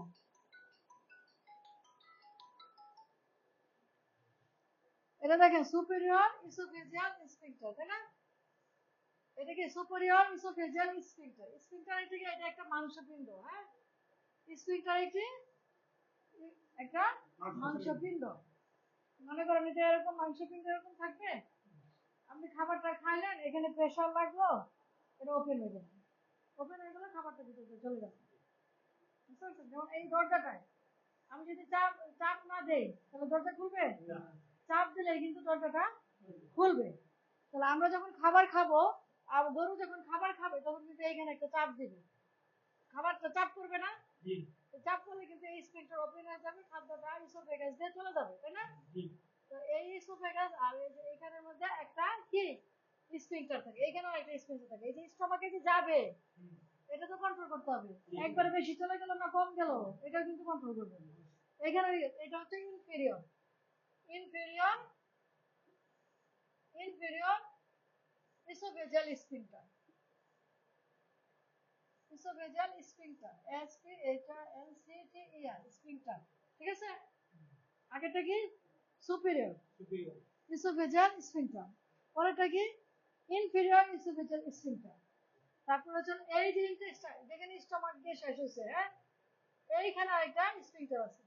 এই যে এটা মনে করেন এই টোটালি টোটালি কি স্টমাক, তাই না? স্টমাকের সাথে এখানে একটা জাংশন আছে, আছে না? এই স্টমাক থেকে খাবার কতটুকু যাবে হজম হওয়ার পরে? নাহলে তো সব একবারে খেলে চলে যেত, হ্যাঁ, নাহলে কিন্তু সব একবারে খেলে চলে যেত। যতটুকু হজম হবে ততটুকুই যাবে, বুঝতে পারছেন? বেশি যাবে না, কিন্তু যতটুকু হজম হবে ততটুকু যাবে। এখানে একটা স্ফিংক্টার আছে, এর নাম কি পাইলোরিক স্ফিংক্টার, বুঝতে পারছেন? তারপরে চলে এটা কি এটা হলো স্মল ইন্টেস্টাইন, তাই না? ইন্টেস্টাইন ডিউডেনাম, এখানে কি আছে ডিউডেনাম, জেজুনাম, তারপর হচ্ছে ইলিয়াম, দেখছেন? এর ইলিয়াম, যেখান থেকে ইলিয়াম শেষ হয়েছে এখান থেকে কি সিকাম শুরু, সিকাম। তারপরে চলে গিয়ে কোলন, তারপরে চলে গিয়ে রেকটাম, বুঝতে পারছেন? লার্জ ইন্টেস্টাইন বলে caecum colon rectum, caecum caecum colon rectum, এরা হচ্ছে লার্জ ইন্টেস্টাইন। আর হচ্ছে স্মল ইন্টেস্টাইন কি ডিউডেনাম, জেজুনাম, ইলিয়াম। চাইলে লিখে নিতে পারেন স্মল ইন্টেস্টাইন দুই ভাগে বিভক্ত, ইন্টেস্টাইন সম্পূর্ণ ইন্টেস্টাইনটা, হ্যাঁ, সম্পূর্ণ অন্ত্রটা, অন্ত্র, তার মধ্যে অন্ত্রকে দুই ভাগে ভাগ করছে, একটা হচ্ছে স্মল ইন্টেস্টাইন আর লার্জ ইন্টেস্টাইন। ওকে, স্মল ইন্টেস্টাইনকে বাংলাতে কি বলে? ক্ষুদ্রান্ত্র। আর লার্জ ইন্টেস্টাইনকে বলে বৃহদান্ত্র, বৃহদান্ত্র। তাহলে স্মল ইন্টেস্টাইনে কি কি আছে? ডিওডেনাম, ডিওডেনাম, তারপর কি জেজু নাম, ইলিয়াম, ঠিক আছে, ইউএম, ইলিয়াম। আর লার্জ ইন্টেস্টাইনে কি আছে? সিকাম, তারপর কোলন, রেকটাম। এই তিনটা মিলে লার্জ ইন্টেস্টাইন, ওই তিনটা মিলে স্মল ইন্টেস্টাইন, ঠিক আছে? এই যে দেখেন সিকাম আর কোলনের যে সিকাম আর ইলিয়ামের যে জাংশন, এটা কি বলে? ইলিওসিকাল স্ফিংক্টার। এটা কি বলে? ইলিওসিকাল স্ফিংক্টার, বুঝতে পারছেন? এখন আপনি যদি সিকামই না চিনেন, ইলিয়ামই যদি না চিনেন, তাহলে স্ফিংক্টার বুঝবেন? হ্যাঁ, তাহলে স্মল ইন্টেস্টাইন থেকে পরিপাক হওয়ার পরে যে লার্জ ইন্টেস্টাইনে যাবে, লার্জ ইন্টেস্টাইনে যাবে, এটা কন্ট্রোল করা থাকবে না তো সব এক ধারে চলে যেত, হজম খাবারও চলে যেত, আর হজম খাবারও চলে যেত, মানে যেটা কাউডাউন হচ্ছে সেটাও চলে যেত, ঠিক আছে, পুষ্টিও চলে যেত। হ্যাঁ, সে যেটা রাখার পুষ্টি সেটা শোষণ করে বাকিটা কিন্তু নামাই দিবে, হ্যাঁ, বাকিটা কিন্তু নিচে এক্সট্রিট করে দিবে, নামাই দিবে, হ্যাঁ, বর্জ্যটা কি বর্জ্যটা নামাই দিবে, বুঝতে পারছেন? আর বর্জ্যটা নামাই দেওয়ার পরেও যেটুকু থাকবে সেখান থেকে বাকিটা কিন্তু অ্যাবজর্ব হবে লার্জ ইন্টেস্টাইন। আর অ্যাবজর্ব হওয়ার পরে যা বাকি থাকবে সেটা কি কাউডাউন, রেকটামে, তাই না? সেটা কি হবে? কাউডাউন। সেটা কই জমা হবে? রেকটামে, মলাশয়। রেকটাম মানে কি? মলাশয়, মলাশয়। এই তো আমরা শিখে বললাম। তাহলে ইলিওসিকাল স্ফিংক্টার, ইলিওসিকাল, ইলিয়ামের শেষ, ইলিয়াম আর সিকামের জাংশন, ইলিয়াম সিকামের জাংশন। তার মানে কি স্মল ইন্টেস্টাইনের লাস্ট পোর্শন কি ইলিয়াম। আর সিকালের ফার্স্ট পোর্শন কি সিকাম, ঠিক আছে। এই দুইটার জাংশন কি ইলিওসিকাম স্ফিংটার, ইলিওসিকাম স্ফিংটার। হ্যাঁ, তাহলে ওরা কিন্তু এটা কিন্তু কন্ট্রোল করতেছে যে কতটুকু অ্যাবজর্ব খাদ্য অবশিষ্ট যাবে, কতটুকু পাস করবে, তাই না, বর্জ্যটা পাস করবে, এটা কিন্তু কন্ট্রোল করতেছে এই সিকামের মাধ্যমে। তারপর চলে গেলাম কোথায়, হ্যাঁ, শেষে কি এই যে রেকটাম, তাই না, ইলিওসিকাম স্ফিংটার গেল। তারপর কি এই যে রেকটাম, এখানে কি এখন কি রেকটাম। আর এই যে লাস্ট কোয়েশ্চন, এটা কি অ্যানাস। অ্যানাস মানে কি পায়ুপথ, পায়ুপথ। অ্যানাস মানে কি পায়ুপথ, যেটা থেকে বলতে মল বের হয়, যে রাস্তা দিয়ে কি মল হয় বের হয়। এখানে একটা কি হয়, কুদ দেয়, কুদ দেয় না, এই কুদের নাম কি ডেফিকেশন, ডেফিকেশন। এই কুদ দেওয়া বলে না, পায়খানা হওয়ার সময় এরকম কুদ দেয় না, একটা শব্দ হয় না, শব্দ হয় কখনো হয় না, কিন্তু কুদ দেয়। যখন কনস্টিপেশন হয় তখন শব্দ করে, তাই নাকি, তখন কুদ দেওয়ার শব্দটা আমরা মুখ দিয়ে করি, তাই না, অ্যানিমেলও করে যখন কনস্টিপেশন হয়, কষা হয় পায়খানা। হ্যাঁ, আর হচ্ছে লুজ পায়খানা থাকলে তো বোঝা যায় না, লুজ হতে থাকে, তখন কিন্তু স্পিনটার কন্ট্রোল থাকে না, কন্ট্রোল থাকে না। এইখানে কিন্তু দুইটা স্পিনটার আছে, এই যে রেকটামের যেখানে শেষ হয়েছে অ্যানাসের শুরু, ঠিক আছে, আরেকটা হলো অ্যানাসের মুখে, মানে এর ভিতর দেওয়া হবে মুখে। হ্যাঁ, বুঝতে পারছেন, এইখানে দুইটা স্পিনটার আছে, কি নাম, যেটা ভিতরে এটার নাম হলো ইন্টারনাল, কি হবে anal sphincter, internal anal sphincter. আর যেটা যেটা বাইরে, বাইরের দিকটা কন্ট্রোল করতেছে, সেটা কি হবে এক্সটার্নাল অ্যানাল স্ফিংটার। হ্যাঁ, যেটা বাইরে সেটা হলো এক্সটার্নাল, আর যেটা ভিতরে রেকটামের সাথে, মানে রেকটামের লাস্ট পোর্শন আর অ্যানালের শুরু, অ্যানাসের শুরু, এটা হলো ইন্টারনাল অ্যানাল স্ফিংটার। আর বাইরেটা হচ্ছে এক্সটার্নাল অ্যানাল স্ফিংটার। এখন এটা যদি লুজ থাকে তাহলে কি পায়খানা করতে থাকবে না? অনেক রোগী আছে না এরকম, অনেক রোগী আছে না, শেষ বয়সে কি কন্ট্রোল হয় না, তখন কিন্তু পায়খানা করতে থাকে, কারণ হচ্ছে এটা, হ্যাঁ, লুজ হয়ে যায়, মাংসপেশি কি লুজ হয়ে যায়, মাংসপেশি কি লুজ হয়ে যায়, সে কনস্ট্রাকশন করতে পারে না। হ্যাঁ, এই যে কনস্ট্রাকশন করা আবার ছেড়ে দেওয়া, তাই না, কনস্ট্রাকশন রিল্যাক্স, কনস্ট্রাকশন রিল্যাক্স, এটাকে কন্ট্রোল করতে পারে না, কনস্ট্রাকশন মেনটেন করতে পারে না, তখন কি হয় পায়খানা, পায়খানা করতে থাকে, ডায়রিয়ার সময় কি হয় পায়খানা করতে থাকে না, হ্যাঁ, কারণ হচ্ছে তখন এটা লুজ হয়ে যায়, হ্যাঁ, দুর্বল হয়ে যায়। তাহলে এটা কিন্তু ক্লিয়ার। তাহলে আমরা কয়টা স্ফিংটার পেলাম দেখেন, এক সুপিরিয়র ইসোফেজিয়াল স্ফিংটার, ইসোফেগাসটা বুঝছেন, আর্দনালী, হ্যাঁ, সুপিরিয়র মানে উপরে, সুপিরিয়র ইসোফেজিয়াল স্ফিংটার। তারপর ইনফেরিয়র ইসোফেজিয়াল স্ফিংটার, এটা কোনটা, পাকস্থলীর মুখে, মুখে। তারপর হচ্ছে আর লাগা ইন্টেস্টাইনের মুখে কোনটা, পাইলোরিক স্ফিংটার। তিনটা গেল, তাই না, আমরা কিন্তু 6টা বলছিলাম।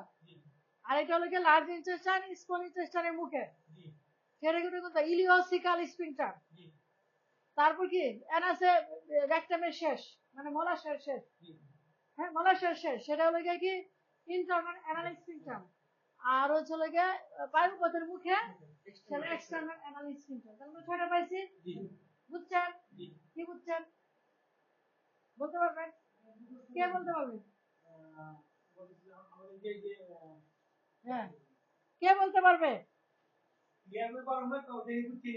হ্যাঁ, বলেন বলেন বলেন, যে আমাদের যে খাদ্যনালী আছে, হ্যাঁ, ঠিক আছে, খাদ্যনালীর মুখে সুপিরিয়র ইসোফেজিয়াল স্ফিংটার, স্ফিংটার একদমকে পাকস্থলীর মুখে, হ্যাঁ, আরেকটা inferior inferior inferior inferior oesophageal sphincter, sphincter.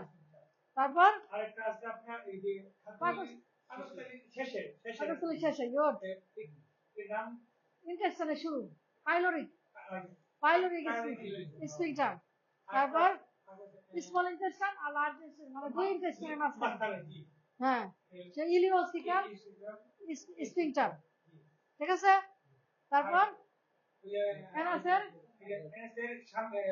ব্যাকটাপের শেষ মানে মলাশয়ের শেষ শেষে হচ্ছে ইন্টারনাল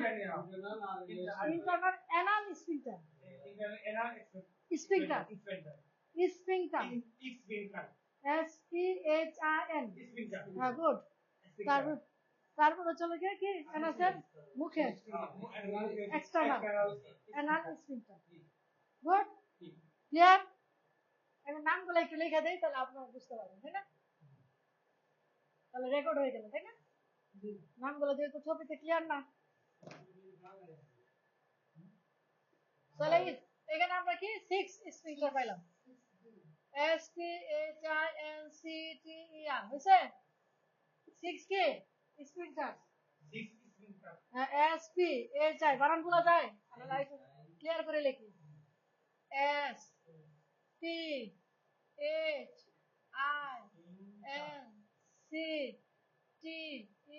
তাহলে এখন গন্ডগোল হলে বুঝবেন না গন্ডগোল হলে বুঝবেন না কোন জায়গায় গন্ডগোল না এই স্পিকার গুলো জানা থাকলে কি গন্ডগোল হলে বুঝবেন হ্যাঁ এই স্পিকার জানা না থাকলে তো গন্ডগোল বুঝবেন না কোন জায়গায় গন্ডগোল একদম গলা থেকে শুরু করে একদম শেষ পর্যন্ত বুঝে গেছেন যে কোন জায়গায় সমস্যা হতে পারে তাহলে দেখেন স্পিকার তাহলে প্রথমে কি সুপিরিয়র তাই না কি ইসোফেজিয়াল ফেজিয়াল তাই না স্ফিংটার কি হলো SPHINCTER স্ফিংটার তাই না দুই নাম্বার কি ইনফেরিয়র INFERIOR ভেঙে নিয়ে লিখি ইসোফেজিয়াল স্ফিংটার ঠিক আছে 3 number pyloric sphincter SPHINCTER sphincter পাইছেন 4 নাম্বার ইলিওসিকাল স্ফিংটার 5 নাম্বার ইন্টারনাল তাই না internal anal sphincter 6 number external তাই না এক্সটার্নাল অ্যানাল স্ফিংটার তার মানে কি এই স্ফিংটার গুলোই কিন্তু আপনার সমস্ত প্রক্রিয়াকে কন্ট্রোল করতেছে ঠিক আছে খাদ্যকে হ্যাঁ তুলে ফেলেন সমস্যা নাই এই যে এটা পুরোটা তুলে ফেলেন এই জন্য তো ইন্টেস্টাইন সম্পর্কে লেখা আছে দুইটা নাম যেটার নাম ইলিয়াম রেখে দিই বলেন ডিওডানাম জেজুনাম ইলিয়াম ঠিক আছে বইতে এইভাবে নাই আছে ভাঙা আছে এভাবে নাই এইভাবে তো বই পাবেন এটা তো প্র্যাকটিক্যাল আমরা প্র্যাকটিক্যাল পড়াই বুঝছেন বইয়ের ভাষায় পড়তে গেলে বইয়ের ভাষায় নিজে পড়ে নেবেন না বুঝলে আমার জিজ্ঞেস করবেন যে ম্যাডাম এই লাইনটা বুঝি না এটা বুঝাই দেন বুঝতে পারছেন বই নিজে পড়তে হবে কারণ ক্লাসে তো এত কিছু বোঝানো যাবে না বই লাইন বাই লাইন পড়ানো যাবে না পড়া শেষ হবে না জিন্দগি তো পড়া শেষ হবে না হ্যাঁ কারণ এগুলো কিন্তু কি মাংসপেশি এই যে স্ফিংটার গুলো এগুলো কিন্তু একটা মাংসপিণ্ড হ্যাঁ এরকম মাংসপিণ্ড দেবে যখন চাপ খাবে সে কি খুলে যাবে ঠিক আছে সে কি করবে খুলে যাবে মুখ খুলে যাবে হ্যাঁ চাপ খাবে মুখ খুলে যাবে হ্যাঁ প্রেস করো খাদ্যটা হজম হতে থাকবে নিচে থেকে যাইতে থাকবে চাপ খাবে হ্যাঁ চাপ খাবে মুখ খুলে যাবে খাদ্যটা খেলাম খাওয়ার পরে কি সে চাপ দিবে চাপ দিলে খাদ্যনালীতে চলে গেল আবার চাপ দিবে চাপ দেওয়ার পরে স্টমাকে চলে গেল স্টমাক থেকে হজম হয়ে যাওয়ার পরে আবার একটা চাপ দিবে চাপ দিলে কি ইন্টেস্টাইনে চলে গেল ইন্টেস্টাইনে চাপ দিলে সেখান থেকে কি অ্যাবজর্পশন হয়ে গেলে আবার একটা চাপ দিয়ে মলাশয়ে চলে গেল লার্জ ইন্টেস্টাইন মলাশয়ে চলে গেল ক্লিয়ার যেভাবে বুঝালাম এভাবে কেউ বুঝাবে না সারাদিন গবেষণা করলেও মানে বুঝতে পারবেন না যে কি জিনিসটা কি জিনিসটা যদি এখানে ছবিও থাকতো তাও বুঝতেন না বুঝায় না দেওয়া পর্যন্ত রুমেন রেটিকুলাম ওমেজাম অ্যাবোমেজাম এটা তো বুঝেন রুমেন রেটিকুলাম ওমেজাম এবং মেজাম, এটা বুঝেন? তাহলে স্টমাকের কম্পার্টমেন্ট কয়টা? 4 কম্পার্টমেন্ট। কয়টা? ও অ্যানিমেল বুঝাইতে হবে, দুই ধরনের অ্যানিমেল আমাদের, কি একটা রুমিন্যান্ট আর একটা নন রুমিন্যান্ট। কয় ধরনের অ্যানিমেল? দুই ধরনের, রুমিন্যান্ট নন রুমিন্যান্ট। নন রুমিন্যান্টে কয়টা স্টমাক? একটা। আর রুমিন্যান্টের চারটা। তাহলে কয়টা কম্পার্টমেন্ট? চারটা। স্টমাকের কম্পার্টমেন্ট কয়টা? চারটা। কাদের? রুমিন্যান্ট অ্যানিমেলের, তাই না? রুমিন্যান্ট অ্যানিমেলের কি 4 স্টমাক, 4 স্টমাক বা 4 কম্পার্টমেন্ট, অথবা কি কি কম্পার্টমেন্ট বলে, কম্পার্টমেন্ট। ঠিক আছে, জিজ্ঞেস করতে পারো যে স্টমাকের কয়টা কম্পার্টমেন্ট। রুমিন্যান্ট অ্যানিমেলের, গরু ছাগলের কয়টা কম্পার্টমেন্ট? 4। 4 এর মধ্যে কি? রুমেন, রেটিকুলাম, ওমেজাম, আর এটা কি? অ্যাবোমেজাম, নাকি?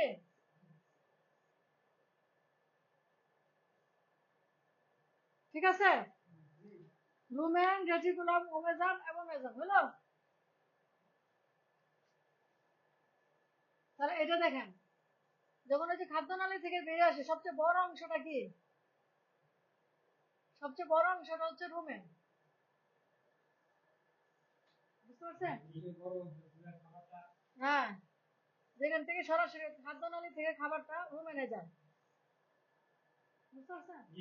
আর এই রুমেনটা কিন্তু লোভ আকারে, বুঝছেন? লোভ আকারে থাকে, যেরকম লোভ ফর্মে থাকে। ঠিক আছে, রুমেনাল লোভ বলে। আর রুমেনের ভিতরে আরেকটা ফ্লোরা থাকে, তার নাম কি? মাইক্রোফ্লোরা। নাম কি? মাইক্রোফ্লোরা।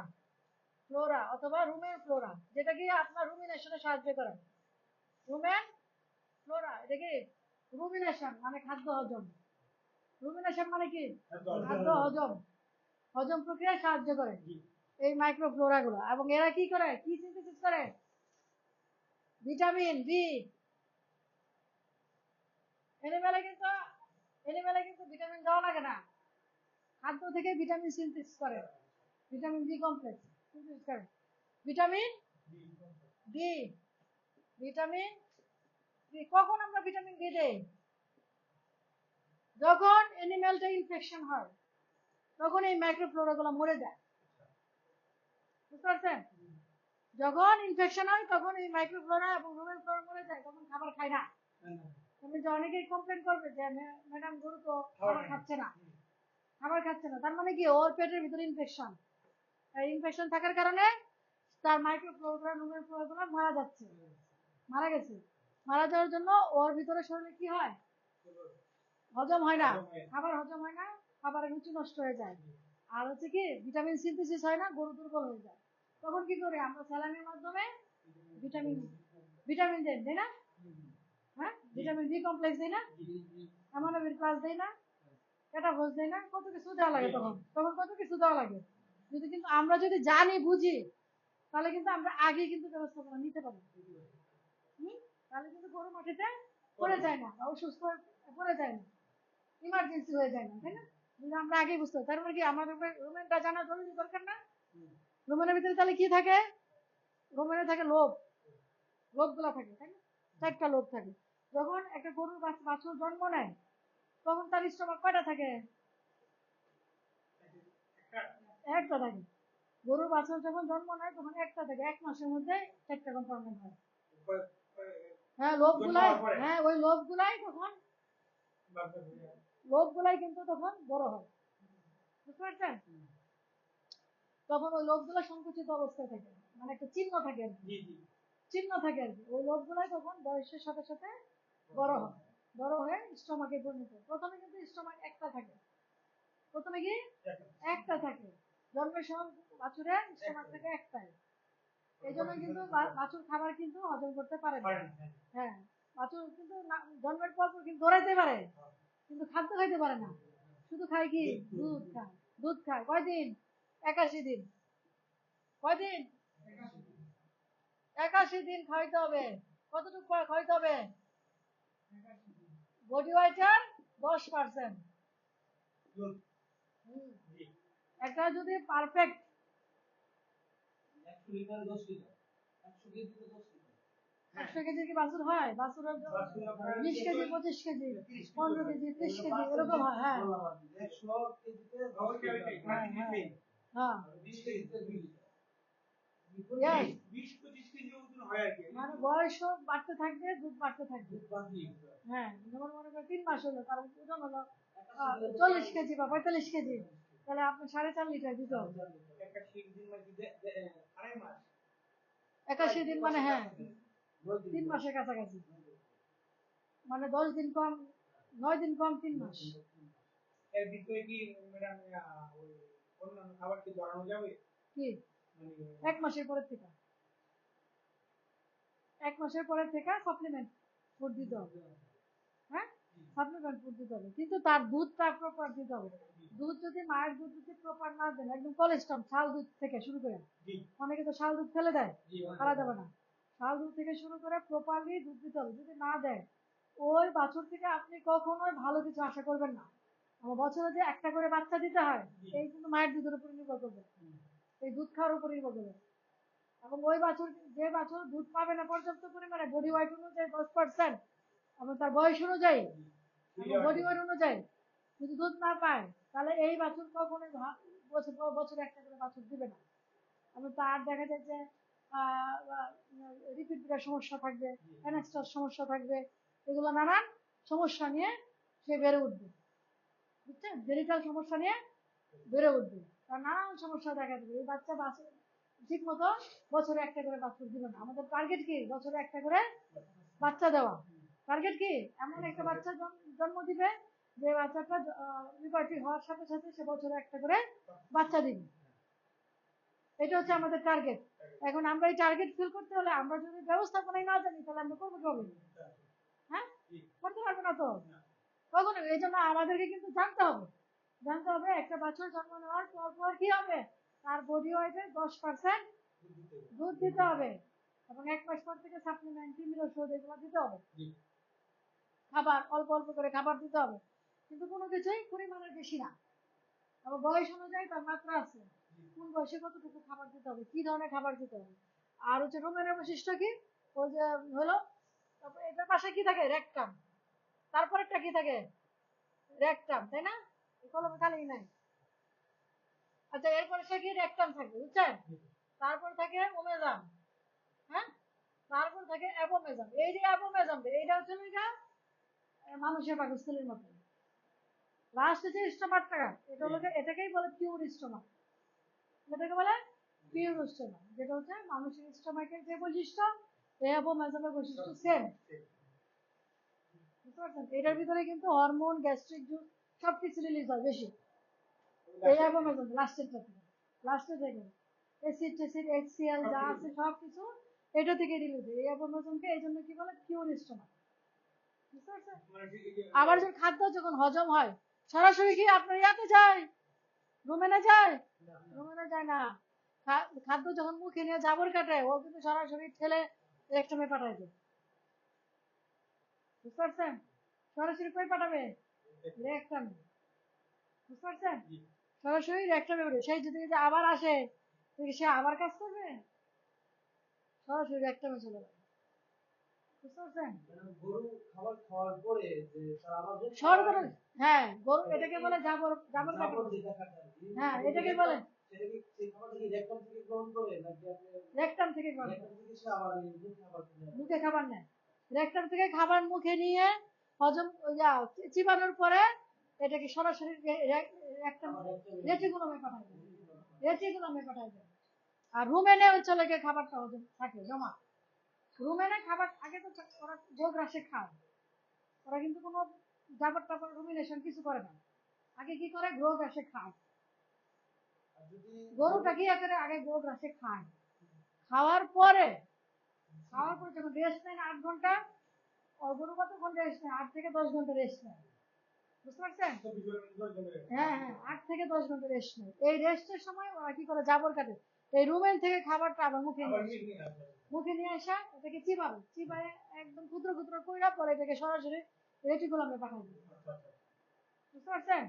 ওটা কিন্তু আবার রুমেনে জমা করবে না, সরাসরি রেটিকুলামে পাঠাবে। বুঝতে পারছেন? রেটিকুলাম থেকে হজম হয়ে যাওয়ার পরে শীট আকারে চলে আসবে ওমেজাম। কাগজের কারখানা দেখছেন না?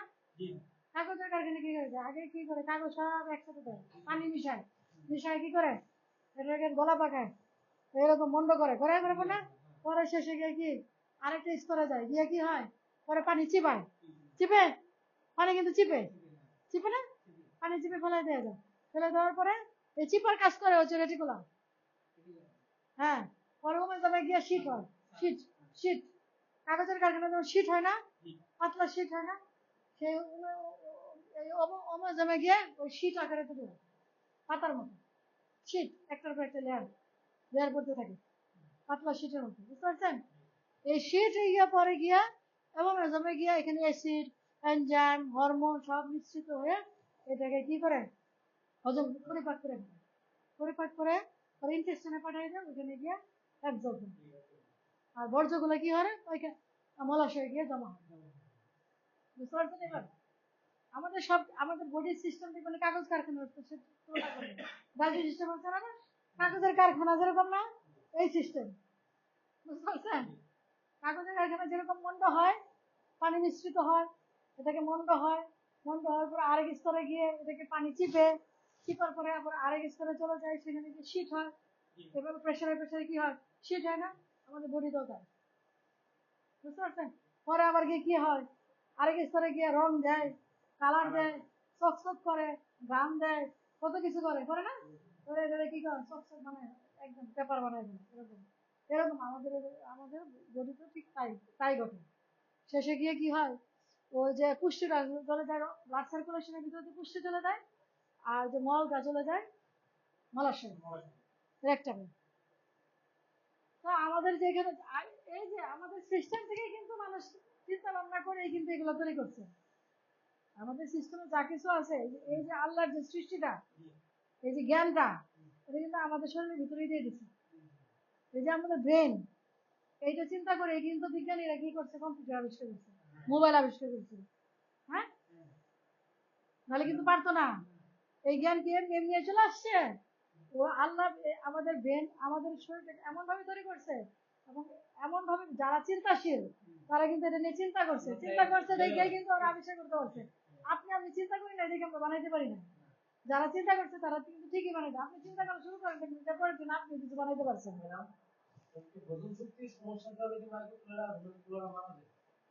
হজম শক্তি সমস্যার জন্য যদি ইনফেকশন হয়, হ্যাঁ, ব্যাকটেরিয়া দ্বারা আক্রান্ত হলে, ভাইরাস দ্বারা আক্রান্ত হলে, হ্যাঁ, তাহলে কিন্তু কি হবে, টক্সিন দ্বারা আক্রান্ত হলে, টক্সিন অথবা অতিরিক্ত অ্যান্টিবায়োটিক গেলে, হ্যাঁ, খাবার থেকেও তো পয়জন যেতে পারে, খাবার থেকে ব্যাকটেরিয়া যেতে পারে না,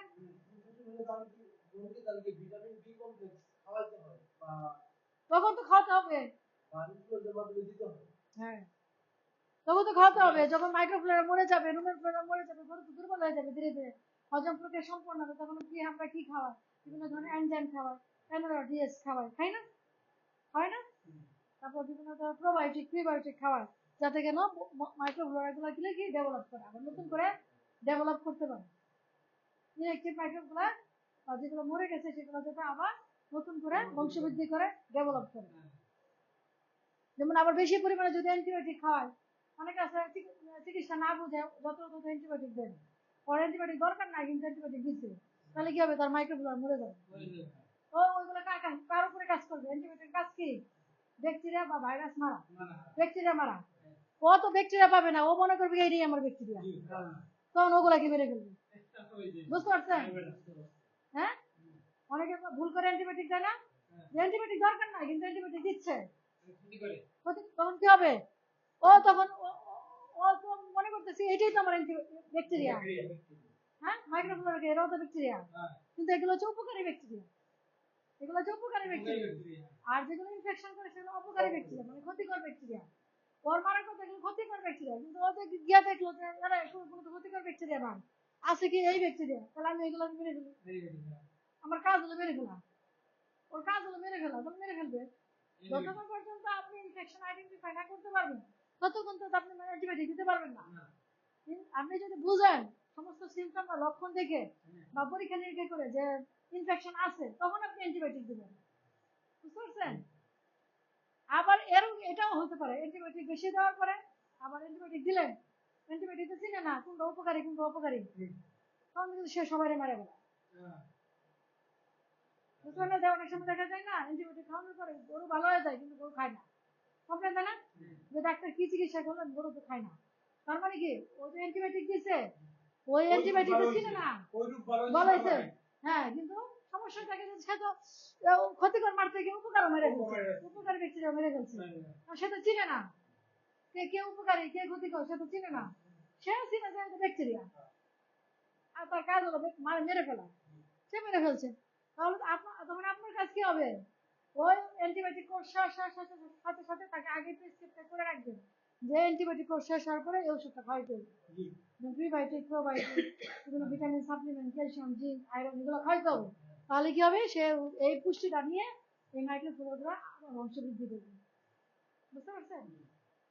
যেগুলো আদা ভরা থাকবে সেগুলো অ্যাক্টিভ হবে, আর যেগুলো মরে ওই অ্যাক্টিভ থেকে আবার নতুন করে বংশবৃদ্ধি হবে।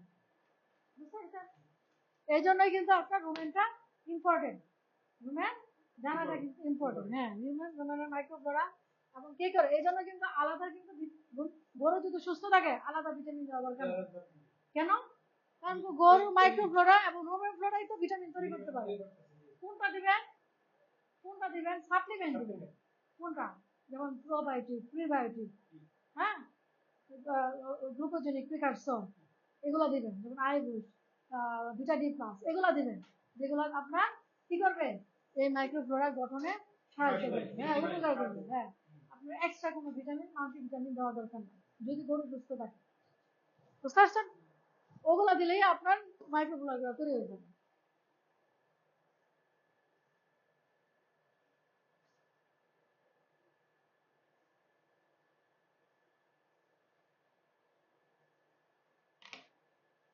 তাহলে অনেক জরুরি ভালো জিনিস শিখাইলাম, তাই না? রেটিকুলামটা দেখতে কেমন কেন? মধুর চাকের মতো, তাই না? দেখবেন যে গরু কাটলে ভুঁড়ি কাটেন না, এবার কুরবানি ঈদের সময় সব কেটে কেটে দেখবেন। জি, এবার কুরবানি ঈদের সময় গরু কাটবে না, সব নিজের হাতে কেটে কেটে দেখবেন, নিজে গরু ছেলাবেন, নিজে কাটবেন, চামড়া নিচে কি থাকে, চামড়ার উপরে কি থাকে, চামড়ার স্তরে কি থাকে, হ্যাঁ, তার নিচের লেয়ারে কি থাকে, আপনি যদি নিজে কাটেন তাহলে বুঝতে পারবেন না। হ্যাঁ, প্রত্যেকটা অর্গান কি নিজের হাতে দেখবেন কাটবেন।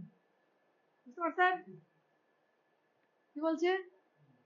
এবং ভিতরে সেকশন করে দেখবেন, ব্যবচ্ছেদ করে দেখবেন, কিডনিটাকে মাঝখান থেকে কাটবেন, দেখবেন যে ভিতরে কি আছে।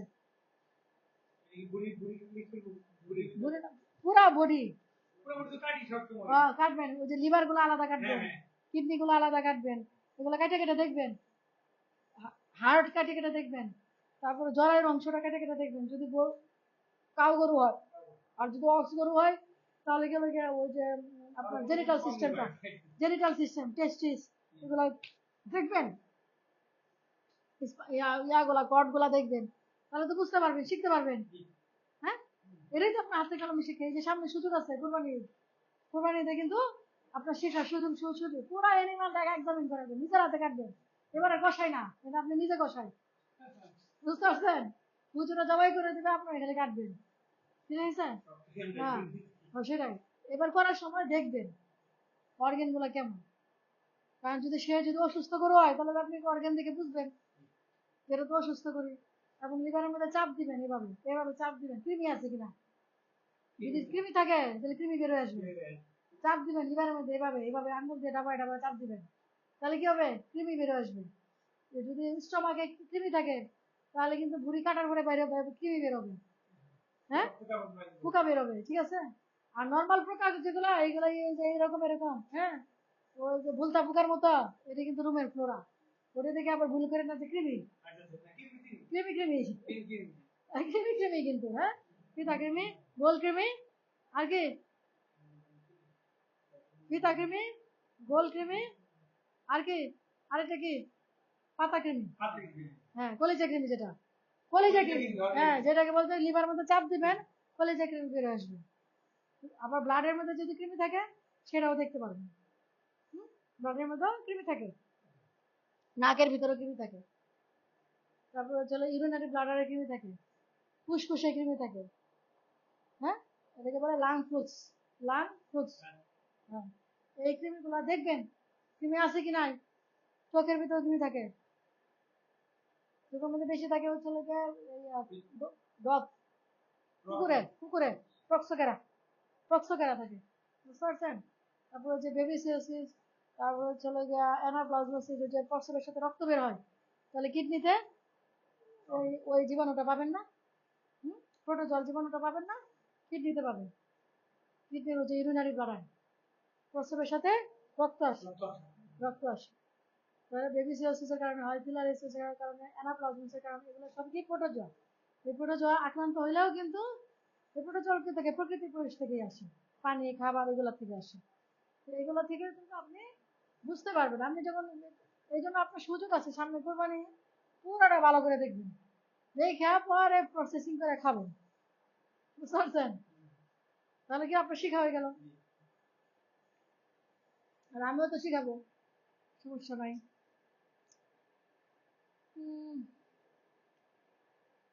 লিভার সম্পর্কে জানা হইলো, তাই না? রুমিনেশন সাইকেল, এই যে দেখেন রুমিনেশন সাইকেল, দেখছেন? এখানে কিন্তু পুরো সাইকেলটা আমি এক কথায় বুঝাই দিচ্ছি না, এখানে দেখেন অনেক কথা করে নিবেন, আমি তো এক কথায় বুঝাই দিচ্ছি। হজম প্রক্রিয়া, তারপরে যে প্রোটিন জাতীয় খাদ্যের হজম প্রক্রিয়া, দেখছেন? প্রোটিন জাতীয় খাদ্য কিভাবে হজম হয়, অ্যামোনিয়া, কার্বন ডাইঅক্সাইড, রুমেনের জীবাণু, অ্যামোনিয়া গ্যাস ভেঙে নাইট্রাইটস হচ্ছে কার্বন ডাইঅক্সাইড। কার্বন ডাইঅক্সাইড কোথায় তৈরি হয়? আমাদের শরীরে, তাই না? আমাদের প্রতিটা সেলে কি থাকে? মাইটোকন্ড্রিয়া, তাই না? আমরা কি বলি, এটা পাওয়ার হাউস। এটা কি বলে? Power house. প্রতিটা সেলে, সেল কি গঠন ইউনিট, কোষ। সেল মানে কোষ। এই বিল্ডিং এর কোষ কি? একটা ইট, একটা ইট। হ্যাঁ, প্রতিটা ইট হচ্ছে সেল, প্রতিটা ইট হচ্ছে সেল। এই রূপটা কি? প্রতিটা ইট হচ্ছে একটা সেল, সেল। তাহলে আমাদের শরীরে কি প্রতিটা ইট কি? সেল, ঠিক আছে? ইট গঠন ইউনিট, তাহলে আমার কি গঠন ইউনিট কি? সেল। তাহলে অনেকগুলো সেল মিলে কি? টিস্যু, টিস্যু, ঠিক আছে? তাহলে অনেক টিস্যু মিলে কি হয়? অর্গান। অর্গান কোনটা? লিভার, কিডনি, হার্ট, এগুলো কি অর্গান। আর অনেকগুলো অর্গান মিলে সিস্টেম, অনেকগুলো অর্গান মিলে কি হয়? সিস্টেম। যেমন রেসপিরেটরি সিস্টেম, ডাইজেস্টিভ সিস্টেম। ডাইজেশনের কতগুলো অর্গান পাইছেন? মুখ, খাদ্যনালী, রেকটাম, স্টোমাক, ইন্টেস্টাইন, কতগুলো অর্গান? অনেকগুলো অর্গান না? এই সবগুলো অর্গান মিলে কি হয়েছে? একটা ডাইজেস্টিভ সিস্টেম। আর রেসপিরেটরি সিস্টেম কিভাবে হয়েছে? শ্বাসনালী, তারপরে যে ব্রঙ্কাস, ব্রঙ্কাস বায়ুনালী, বায়ু চলাচলের পথ। তারপরে কি? ফুসফুস, লাংস। তারপরে এলভিলিউ, এলভিউলাস, বায়ুথলি। এই সবগুলো মিলে হচ্ছে রেসপিরেটরি সিস্টেম, বুঝতে পারছেন? তাহলে এখানে অনেকগুলো অর্গান না? তাহলে অনেকগুলো অর্গান মিলে কি হয়? সিস্টেম, কি হয়? তন্ত্র। যেমন ডাইজেস্টিভ সিস্টেম, তারপর পরিপাকতন্ত্র, তারপরে চলে গিয়ে respiratory system, urinary system, cardiovascular system, nervous system, brain. এর কি একটা অঙ্গ? অনেক অঙ্গ, অনেক অর্গান আছে, সব অর্গান মিলে হচ্ছে একটা সিস্টেম। তাহলে বুঝছেন তো? অনেকগুলো সেল মিলে এই আমাদের বডির ইউনিট কি? সেল।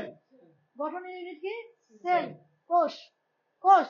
ধরবো একটা ইট, এই আমার পুরো বাড়িটা তৈরি হয়েছে কিভাবে? মনে করেন আমার এই একটা বাড়ি, ঠিক আছে? এটা তৈরি হয়েছে কিভাবে? ইট দিয়ে। এটা হচ্ছে সেল দিয়ে। এই সেল কিভাবে তৈরি হয়েছে? অনেকগুলো সেল মিলে হয়েছে টিস্যু। এই টিস্যু অনেকগুলো মিলে হয়েছে অর্গান, অনেকগুলো অর্গান মিলে হচ্ছে সিস্টেম। তারপরে অনেকগুলো সিস্টেম, সব টোটাল সিস্টেম মিলে হয়েছে আমার বডি। টোটাল সিস্টেম মিলে গেছে বডি, পূর্ণাঙ্গ বডি। নাহলে হইতো? পূর্ণাঙ্গ হইতো? অপূর্ণাঙ্গ থেকে যেত। যাদের অপূর্ণাঙ্গ তাদেরকে আমরা কি বলি? বিকলাঙ্গ। যাদের অপূর্ণাঙ্গ তাদেরকে আমরা কি বলি? প্রতিবন্ধী বা বিকলাঙ্গ বলি না? অটিজম, কি বলি? অটিজম। এনিমেলের মধ্যে অটিজম হয়, হয় না? এনিমেলের অটিজম আছে, 2 মাথা 3 মাথা, পা ল্যাংড়া, পা হাঁটে না, হাঁটতে পারে না, হ্যাঁ, পা 5টা, আঙুল 5টা, নানান সমস্যা দেখা যায়, হ্যাঁ, ঠিক আছে? নানান সমস্যা দেখা যায়।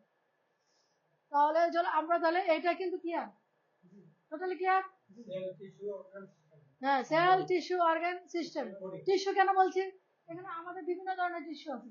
কোন টিস্যু নরম, কোনটা শক্ত, কোনটা কি লিকুইড, পাতলা। যেমন কোনটা রক্ত, কোনটা রক্ত, ব্লাড। ব্লাড কি পাতলা না?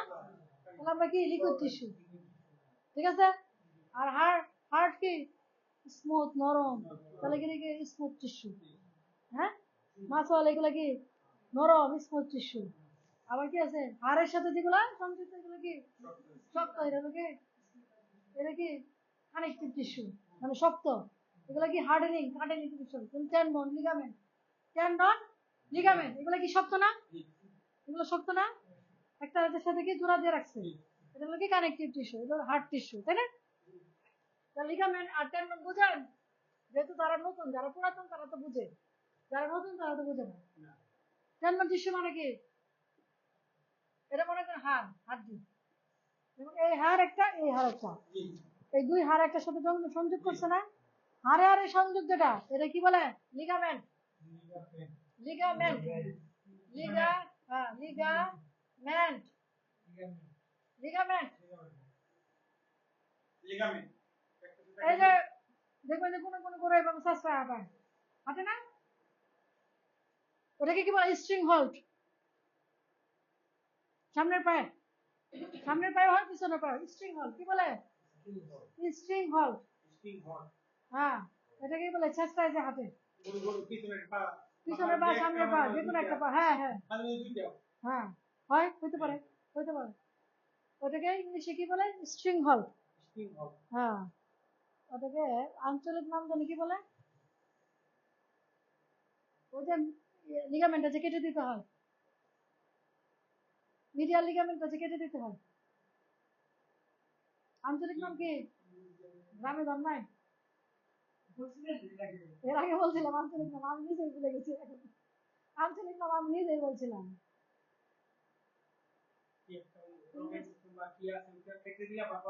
ঠিক আছে, হ্যাঁ, হাঁটতে পারে। হ্যাঁ হ্যাঁ হ্যাঁ, ওইটাই এই মিডিয়াল, এটা হলো মিডিয়াল লিগামেন্ট।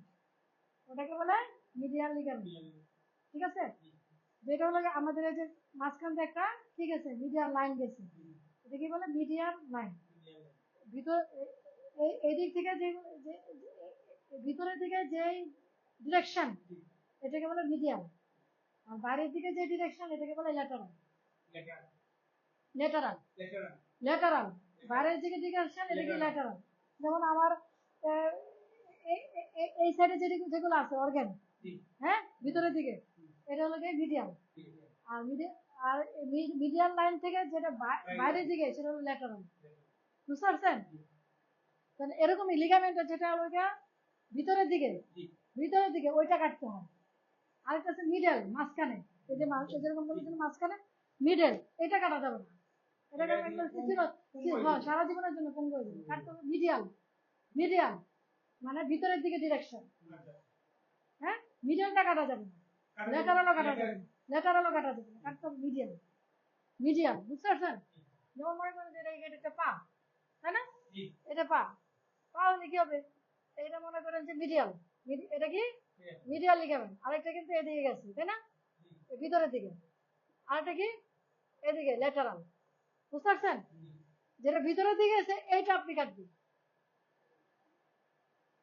বুঝতে পারছেন? এই মাঝখানে এটা কাটবেন না। এই তিনটাই কিন্তু ligament: medial, lateral, medial ligament, medial ligament, lateral ligament. Medial যেটা মিডিয়াল লাইনের দিকে, মিডিয়াল লাইনের দিকে, মানে আপনার এইদিকে ডিরেকশন, মাঝখানে ওই যে বুক বরাবর ডিরেকশন, যেটা কি বুক বরাবর ডিরেকশন, ওইটা কাটতে হবে। বুঝতে পারছেন? এটা হচ্ছে লাগে মিডিয়াল লিগামেন্ট, মিডিয়াল, ল্যাটারাল। হ্যাঁ, সামনের দিকে হোক, পিছনের পা হোক, কিন্তু ডিরেকশনটা থাকবে ভিতরের দিকে। ডিরেকশনটা ভিতরের দিকে থাকবে। হ্যাঁ, ডিরেকশনটা থাকবে ভিতরের দিকে, আর যে ডিরেকশন বাইরের দিকে সেটা হলো ল্যাটারাল। ঠিক আছে? যেমন আমরা বলি ল্যাটারাল সারফেস, মিডিয়াল সারফেস, তার মানে কি? ল্যাটারাল সারফেস হচ্ছে বাইরের ডিরেকশন, আর মিডিয়াল ডিরেকশনটাকে আমরা বলি মিডিয়াল সারফেস। বুঝতে পারছেন? মানে ভিতরের দিকে ডিরেকশন, এটাকে ডিরেকশন বোঝায়। তাহলে তাহলে লিগামেন্ট কয় ধরনের? তিন ধরনের। ঠিক আছে, এটা আপনার ডিজিজ ডায়াগনোসিস করার জন্য এবং ডিজিজের ট্রিটমেন্ট করার জন্য আপনার এই লিগামেন্ট জানতে হবে। ঠিক আছে, এগুলা কি হার্ট টিস্যু, এগুলা কি হার্ট টিস্যু এবং কানেকটিভ টিস্যু। মানে কানেকটিভ কেন? এক আরেকটার সাথে কানেক্ট করে, কানেক্ট করে, হ্যাঁ যুক্ত করে, এক বোনের সাথে আরেক বোনের যুক্ত করছে, যুক্ত করছে। তার সামনে কি থাকে? পেটালা। পেটালা মানে কি? ওই যে বাটির মতো থাকে না? হ্যাঁ, বাটি থাকে না, তার সামনে থেকে পেটালা। এটা দেখে বুঝবেন যেটা ভিতরের দিকে পেটালা, ভিতরের দিকে এটা হলো মিডিয়াল, এটাই কাটতে হবে। আর মিডলটা কাটলে লেঙ্গা, পেটালার কাটলেও লেঙ্গা, মানে চিরজীবনের পঙ্গু। অনেকে পারে না, বুঝে না, চিরজীবনের জন্য পঙ্গু হয়ে যায়। আর টেন্ডন কোনটা? হাড়ের সাথে মাংসের যে সংযোগ, এটা হলো টেন্ডন। এই যে এই যে মনে করেন হাড়, হ্যাঁ, এই হাড়ের উপরে মাংস আছে না? এই মাংসটাকে আটকে রাখতে হবে না, দড়িতে বাঁধতে রাখতে হবে না, এটা হলো টেন্ডন। এটা বাঁধতে হবে, নাহলে তো ছুটে সরে যাবে। আমরা যখন বস্তা গাঁটটি করি, গাঁটটি করি, তখন কি করি? না, এটা হলো টেন্ডন। টেন্ডন, টেন্ডন, টেন্ডন, হ্যাঁ হ্যাঁ। অনেকে টেন্ডন গুলাই ফেলা, টেন্ডনই হচ্ছে রক। এই টেন্ডনটাকেই বলে রক। না, ওই যে বলে না শিবিরে রক কেটে দিছে, ওই টেন্ডন কেটে দিছে, ওই যে গোড়ার টেন্ডন কেটে দিছে, রক কেটে দিছে, হ্যাঁ টেন্ডন। তার মানে কি? মাংসটাকে বাঁধার জন্য যে টিস্যু, কানেকটিভ টিস্যু, ওটার নাম হচ্ছে টেন্ডন। আর হাড়ের সাথে হাড়কে বাঁধার জন্য যে কানেকটিভ টিস্যু, সেটা হচ্ছে লিগামেন্ট। হাড়ের সাথে মাংসের যে বাইন্ডিং, এটা হলো টেন্ডন। টেন্ডন বাইন্ডিং কানেক্ট, এটা হলো লিগামেন্ট। হ্যাঁ,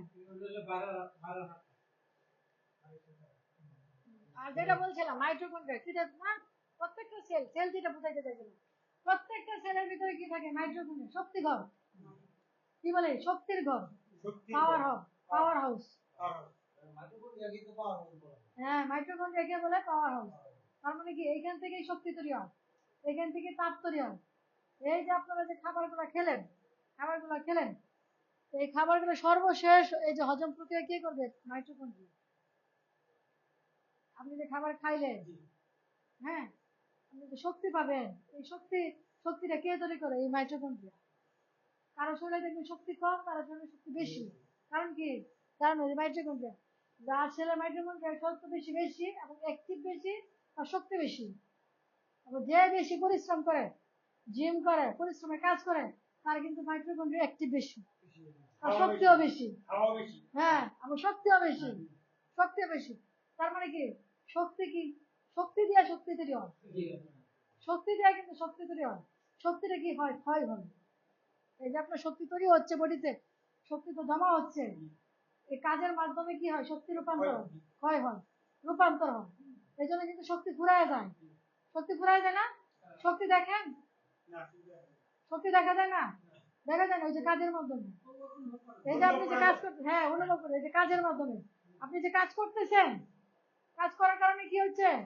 আপনি এই যে আপনি বুঝতেছেন যে আপনি কম দিতেছেন না, শক্তি কম ব্যবহার করতেছেন। আপনার চেয়ে একজন বেশি বেশি কাজ করতেছে, আর একজন আপনি কম কাজ করেন, আপনি অল্প কাজ করে হাঁপায় যাচ্ছেন, আর আপনি সারাদিন কাজ করে হাঁপায় না।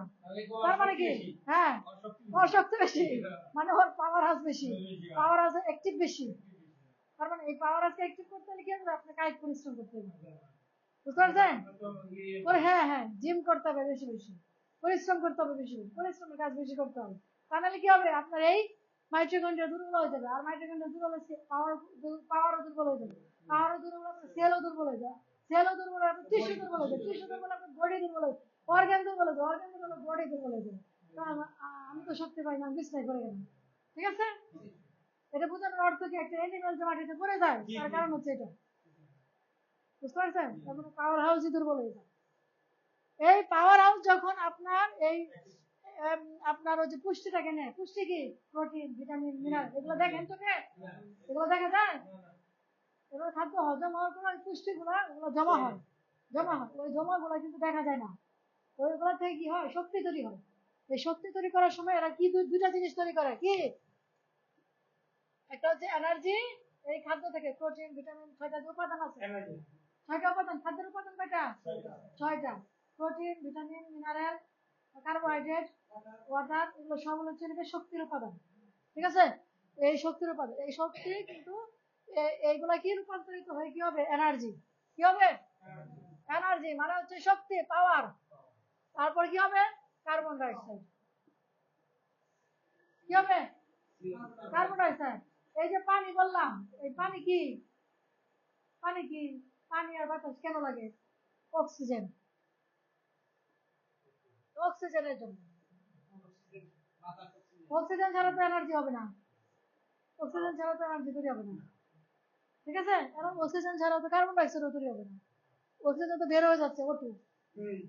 আবার এই যে খাবার থেকে কার্বন বের করে দিচ্ছে, কার্বন কি ক্ষতিকর, কার্বন কি ক্ষতিকর, ক্ষতিকর উপাদান অক্সিজেনের সাথে বাইন্ডিং করে বের করে দিচ্ছে কার্বন ডাইঅক্সাইডের মাধ্যমে, বাতাস আকারে বের করে দিচ্ছে, বাতাস আকারে বের করে, বাতাস নিচ্ছে আবার বাতাস আকারে বের করে দিচ্ছে। বাতাস নিচ্ছে কি, অক্সিজেন, রেসপিরেটরি সিস্টেমের মাধ্যমে, শ্বাসের মাধ্যমে, তাই না। তারপর হলো গিয়ে সে মাইটোকন্ড্রিয়া কি করে, এই এনার্জি যে খাদ্য উপাদানগুলো প্রোটিন ভিটামিন মিনারেল এদেরকে দিয়ে মেটাবলিজম করে কি করবে, এই এনার্জি তৈরি করবে, কার্বন ডাইঅক্সাইড তৈরি করবে। হ্যাঁ, সর্বশেষ কি পরিণতি, কি এনার্জি। একটি খাদ্যের সর্বশেষ পরিণতি কি, এনার্জি, শক্তি, পাওয়ার, পাওয়ার। আমরা যে সৃষ্টিকর্তা আছে আমরা কিভাবে বুঝি, পাওয়ার। নাহলে আমরা সৃষ্টিকর্তা বিশ্বাস করতাম, এই যে এটা দেখে বিশ্বাস করি, পাওয়ার, এনার্জি দেখা যায়,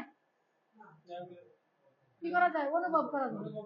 সৃষ্টিকর্তাকে আমরা কি অনুভব করি, তার পাওয়ারটাকে আমরা অনুভব করি, এই জন্য আমরা সৃষ্টিকর্তা বিশ্বাস করি। সৃষ্টিকর্তা কিন্তু আমাদেরকে বিশ্বাস করানোর জন্য আমাদের ভিতরে সিস্টেম দিয়ে দিচ্ছে, যে সৃষ্টিকর্তা যে আছে, পাওয়ার, এটাই বেশি বুঝাই দিচ্ছে, এটাই সৃষ্টিকর্তার পাওয়ার। বুঝতে পারছেন, এটাই কিন্তু সৃষ্টিকর্তা পাওয়ার। বলে না যে আমি তোমার ঘরের অতি নিকটবর্তী আছি, তার মানে কি, এটাই এনার্জি, এটাই পাওয়ার, এটাই আপনার শক্তি, এটাই সৃষ্টিকর্তার দম। বুঝতে পারছেন, এটাই ক্ষয় হচ্ছে, আবার এটাই আবার রূপান্তর হচ্ছে, ইউটিলাইজ হচ্ছে। আমরা সৃষ্টিকর্তার পাওয়ারটাকেই ব্যবহার করতেছি, বারবার ব্যবহার করতেছি। সৃষ্টিকর্তা নাই কোথায়, ওই খাদ্যের ভিতরে সৃষ্টিকর্তা, ওই গাছের ভিতরে সৃষ্টিকর্তা, কারণ ওইটার ভিতরে পাওয়ার আছে, ওইটার মধ্যে তো নূর দেওয়া, আল্লাহ নূর দেওয়া, ওইটার মধ্যে আল্লাহ পাওয়ার দেওয়া আছে। এই যে আমরা বলে অনেকে বলে যে সৃষ্টিকর্তা দেখি না, তুমি দেখো না তাহলে তুমি কাজ করো কিভাবে, তুমি আলো দেখতেছো, ইয়া দেখতেছো, কিন্তু আলোটা কই থেকে আসতেছে, কিভাবে হইতেছে, সৃষ্টি হচ্ছে আলো, আলোর যে বিকাশ হচ্ছে, এর পিছনে যে এনার্জি আছে এটা তো তুমি দেখতেছো না, এর পিছনে কি আছে, এনার্জি না, শক্তি তৈরি হচ্ছে না, গ্যাস দিয়ে তৈরি হচ্ছে না, বিভিন্ন গ্যাস দিয়ে পাওয়ার দিয়ে তৈরি হচ্ছে না, পানি থেকে হচ্ছে, তারপর মিথেন গ্যাস থেকে তৈরি হচ্ছে, বর্জ্য থেকে তৈরি হচ্ছে, পাওয়ারটা তৈরি হচ্ছে না, পিছনেটা তো দেখতেছো না, তুমি আলোটা দেখতেছো, কিন্তু পিছনে যে একটা পাওয়ার কাজ করতেছে সেটা তো সৃষ্টিকর্তা যে পাওয়ার কাজ করতেছে সেটা তো দেখতেছে না। ওইটা হচ্ছে পাওয়ার, ওইটাই হচ্ছে আমাদের সৃষ্টিকর্তা, এই যে সমস্ত বিশ্ব ব্রহ্মাণ্ডকে নিয়ন্ত্রণ করতেছে ওইটাই হচ্ছে সৃষ্টিকর্তা, পাওয়ার, ওইটাই হচ্ছে সৃষ্টিকর্তা। এইটাই, এই কারণে আমরা সৃষ্টিকর্তা বিশ্বাস করি, যে একজন নাস্তিকও কিন্তু শেষ পর্যন্ত মরার আগেও কিন্তু বিশ্বাস করে একজন সৃষ্টিকর্তা আছে, কারণ সে বুঝতে পারে যে একটা না একটা পাওয়ার আছে। এই যে হঠাৎ করে ভূমিকম্প হয়, হঠাৎ করে অগ্নুৎপাত হয়, হঠাৎ করে আহ ধ্বংসলীলা যজ্ঞ হয়, হ্যাঁ, এইটা কিন্তু সৃষ্টিকর্তার পাওয়ার, কিন্তু আমরা দেখতেছি না, আমরা শুধু ফলটা দেখতেছি, কিন্তু ফলের পিছনে যে এনার্জিটা সেটা দেখতেছি না। এই কারণে আমরা সৃষ্টিকর্তা বিশ্বাস করি, নাহলে কিন্তু আমরা বিশ্বাস করতাম না। আমরা আমার নিজের শরীর দিয়ে আমি বিশ্বাস করবো, আমার দূরে যাওয়ার দরকার নাই। এই যে আমরা খাবার খাচ্ছি এগুলো তো পাওয়ার, পাওয়ার না থাকলে তো এই খাবারটা আসতো না, পাওয়ার থেকেই পাওয়ার হচ্ছে, মানে পাওয়ারের রূপান্তর হচ্ছে। গাছ সূর্যের আলো নিয়ে কি হতেছে, পাওয়ার নিয়ে সে খাদ্য তৈরি করতেছে, রূপান্তর হচ্ছে, আবার সেই রূপান্তর আমরা আবার রূপান্তর করতেছি, আমরা সেই সময় আবার ক্ষয় করতেছি, আবার রূপান্তর হচ্ছে, হ্যাঁ, চক্র করে চলছে, চক্র করে চলছে, আবার পানির জায়গায় পানি চলে যাচ্ছে, আমরা ওই পানি কিন্তু আবার বের করে দিচ্ছি আমাদের বডি থেকে, হ্যাঁ, আবার ওই পানি বিশুদ্ধ করে আবার খাচ্ছি। পুরোটাই কিন্তু শক্তির রূপান্তর হচ্ছে, শক্তির রূপান্তর হচ্ছে। এরকম তো নাই কেউ, শুধু শুধু কানের মধ্যে রাখতে রাখে লাগছে।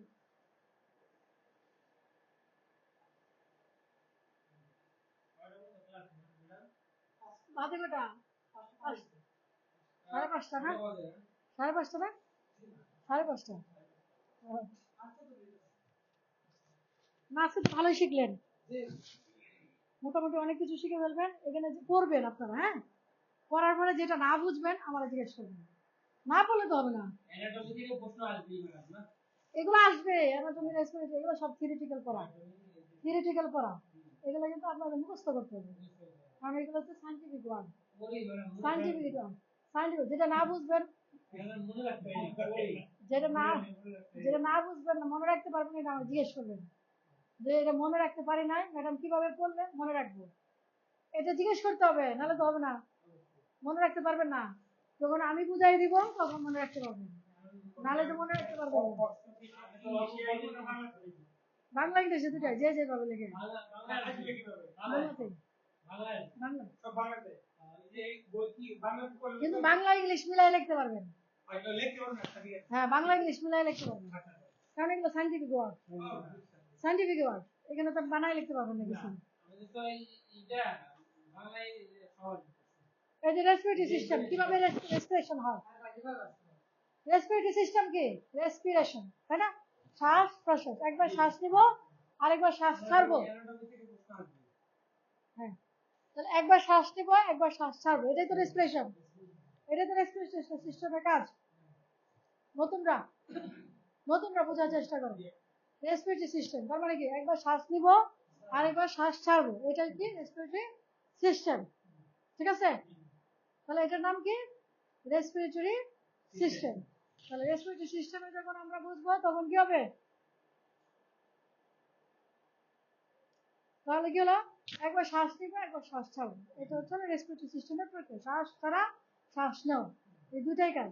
শ্বাস নিব কি অক্সিজেন, আর শ্বাস ছাড়বো কি কার্বন ডাইঅক্সাইড। ওই যে এনার্জির সাথে যে কার্বন ডাইঅক্সাইড তৈরি হলো, এটা আমরা রক্তের মাধ্যমে শ্বাস প্রশ্বাসের মধ্যে বের করে দিব, বাতাস আকারে বের করে দেবো। এই রক্তটা কোথায় আনবো, ফুসফুসে, ফুসফুস থেকে বাতাস আকারে বের করে দেবো, বুঝতে পারছেন?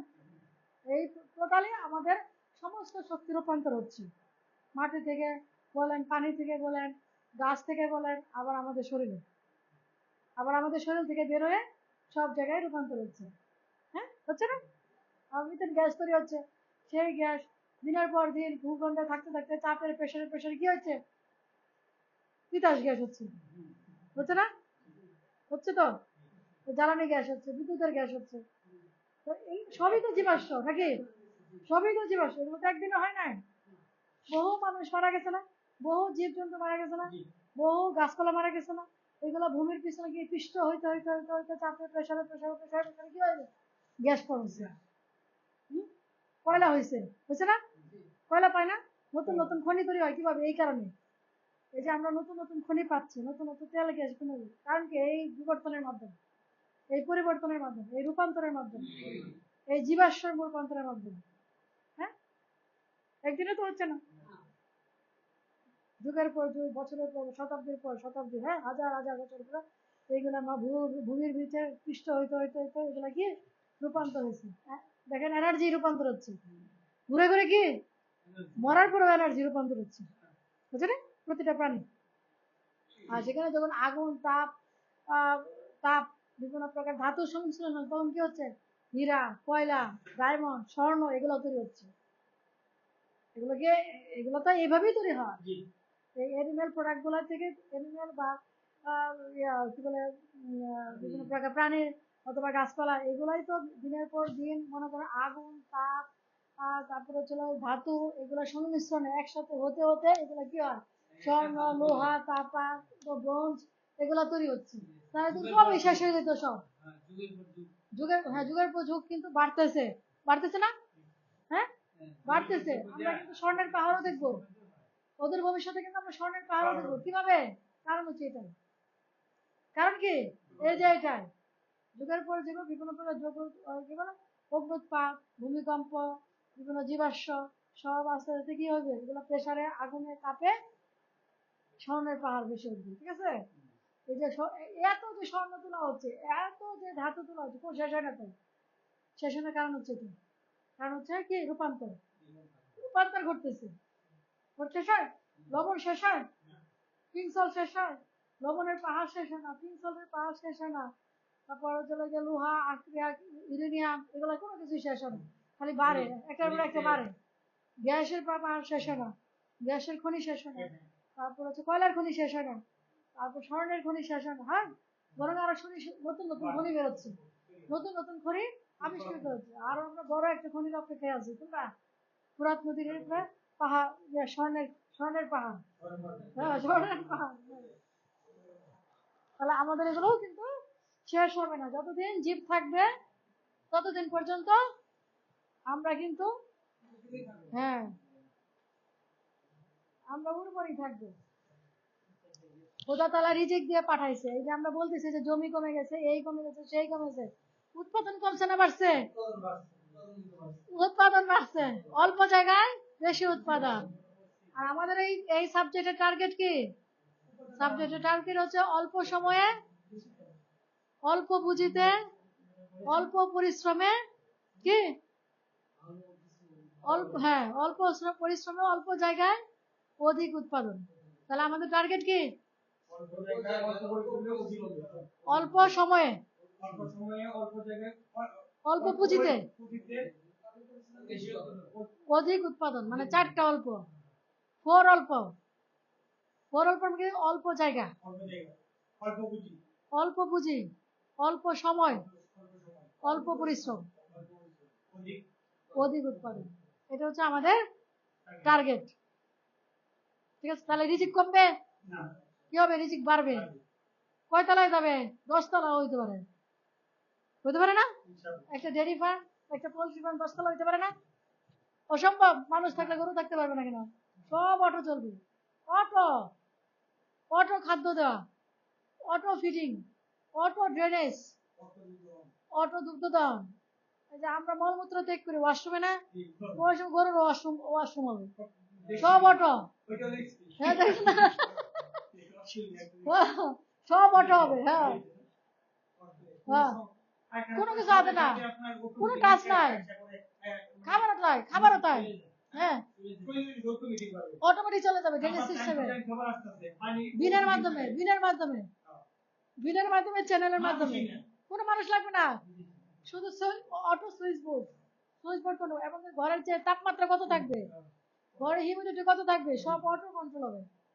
আর যদি কোনো গন্ডগোল হয়, সাথে সাথে সিগন্যাল বাজবে, সাথে সাথে সিগন্যাল বাজবে, কোন লাইনে সমস্যা, টেম্পারেচার যদি 1 ডিগ্রিও বাড়ে বা কমে, সাথে সাথে সিগন্যাল বাজবে, হিউমিডিটি যদি 1 ডিগ্রি কম বেশি হয়, সিগন্যাল বাজবে, কারণ গরু থাকতে পারবে না, মুরগি থাকতে পারবে না, সব অটো, অটো। তাহলে আপনার সমস্যা আছে? রিজিক কিন্তু আল্লাহ দিয়ে রাখছে, অপরন্ত রিজিক দিয়ে রাখছে, বলে যে না রিজিক শেষ হয় না, আল্লাহ রিজিক দিবে না, দিয়ে রাখছে, যতক্ষণ জীবন আছে রিজিক আছে, বুঝতে পারছেন? রিজিক দিয়ে পাঠাইছে, এই জন্যই বলে আল্লাহ রিজিক দিয়ে পাঠাইছে। এটা শেষ হবে না তো, আপনার সিস্টেমের পরিবর্তন হবে। এই যে ঘাস নাই, ঘাস উঠতেছে আকাশে, বাতাসে ঘাস টাস করবে, হ্যাঁ, একটা হাইড্রোফোবিক, একটা হাইড্রোফোনিক। হাইড্রোফোনিক কোনটা? পানিতে। আর হাইড্রোফোবিক হলো বাতাসে। কেন দেখেন নাই? যেমন ট্রের মধ্যে বিছায় রাখে, কিচ্ছু দেয় না, মাটিও না, পানিও না, কিছুই না, ট্রের মধ্যে খালি ফুম দিয়ে বিছায় রাখে। ফোবিক, পানিতে হাইড্রোফোনিক, সবজিও করে, হ্যাঁ, ওটা হলো হাইড্রোফোনিক, যেটা হলো নিচে পানি থাকে, হ্যাঁ, ওই পানির মধ্যে কি সকল ভিটামিন মিনারেল দিয়ে দেয়, পানিতেই, পানিতে দিয়ে দেয়, সকল মাটির যত পুষ্টি উপাদান আছে সব ওই পানিতে দিয়ে দেয়, হ্যাঁ।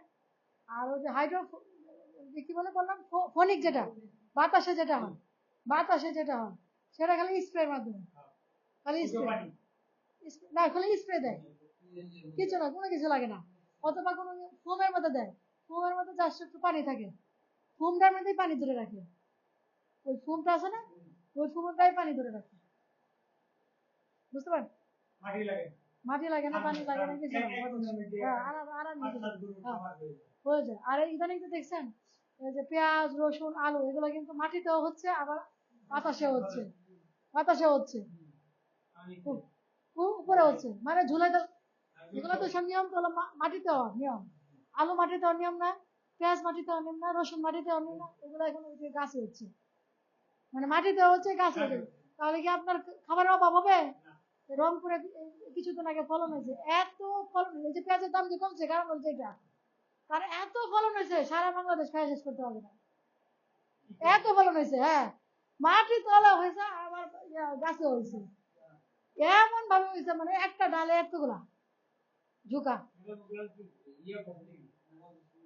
এগুলো বৈজ্ঞানিক আবিষ্কার, এরা তো বৈজ্ঞানিক আবিষ্কার, সংস্কার, পরিবর্তন, বুঝলেন না? আর এই যে এই বইটা পড়ে পড়ুন, এখানে হচ্ছে আপনাদের সমস্ত প্রশ্নমালা আছে, এই বই কিন্তু আপনাদের সমস্ত প্রশ্নমালা আছে, যে প্রশ্নের উত্তর না বুঝবেন আমার জিজ্ঞেস করবেন যে এই ম্যাডাম এই লাইনটা বুঝলেন, হোয়াটসঅ্যাপে মেসেজ দিবেন আমার নাম্বারে, আমার নাম্বার লিখে রাখেন, এই যে প্র্যাকটিক্যাল গ্রুপে অ্যাড করা হবে, ঠিক আছে?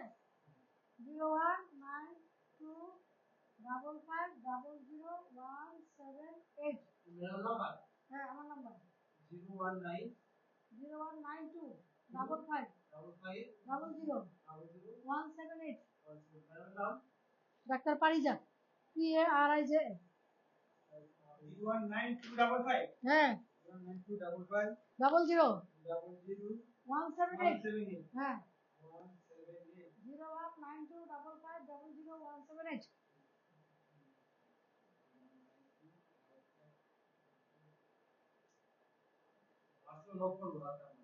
হ্যাঁ হ্যাঁ অক্টোবর আমি প্র্যাকটিক্যাল গ্রুপে অ্যাড করে দিব, ওখানে আমরা সব সমস্ত চিকিৎসা প্রণালী সব দিয়ে দিই, প্র্যাকটিক্যাল আগের গুলো হয়তো পাবেন না, পরে আবার পাবেন। পারিজা, PARIJ, এটা বই পড়বেন, এখান থেকে প্রশ্ন, এই প্রশ্নমালা নীতিমালাতে আসবে, এইভাবেই প্রশ্ন আসবে, শুনেন? এই বইটা যদি নাও পড়েন, এটা হলো বিস্তারিত, এটা পড়লেও আনসার দিতে পারবেন।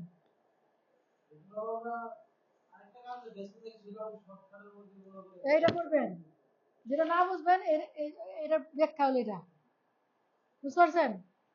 এই যে আমরা কোন বইটা পড়ব?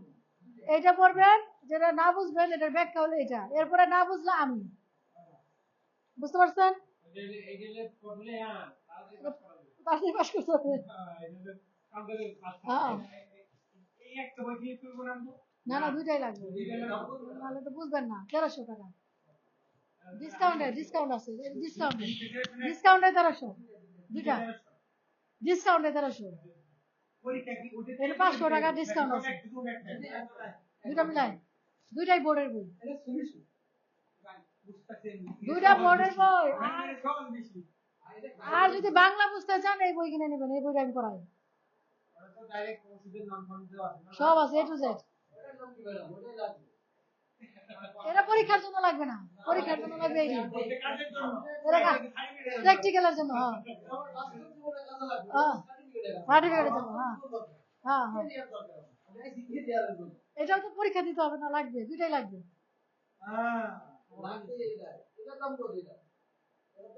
এটা তো অনলাইন থেকে কিনবেন, এখন তো 500 টাকা নাই, 2 বছর আগে কিনেন, কিন্তু এখন না।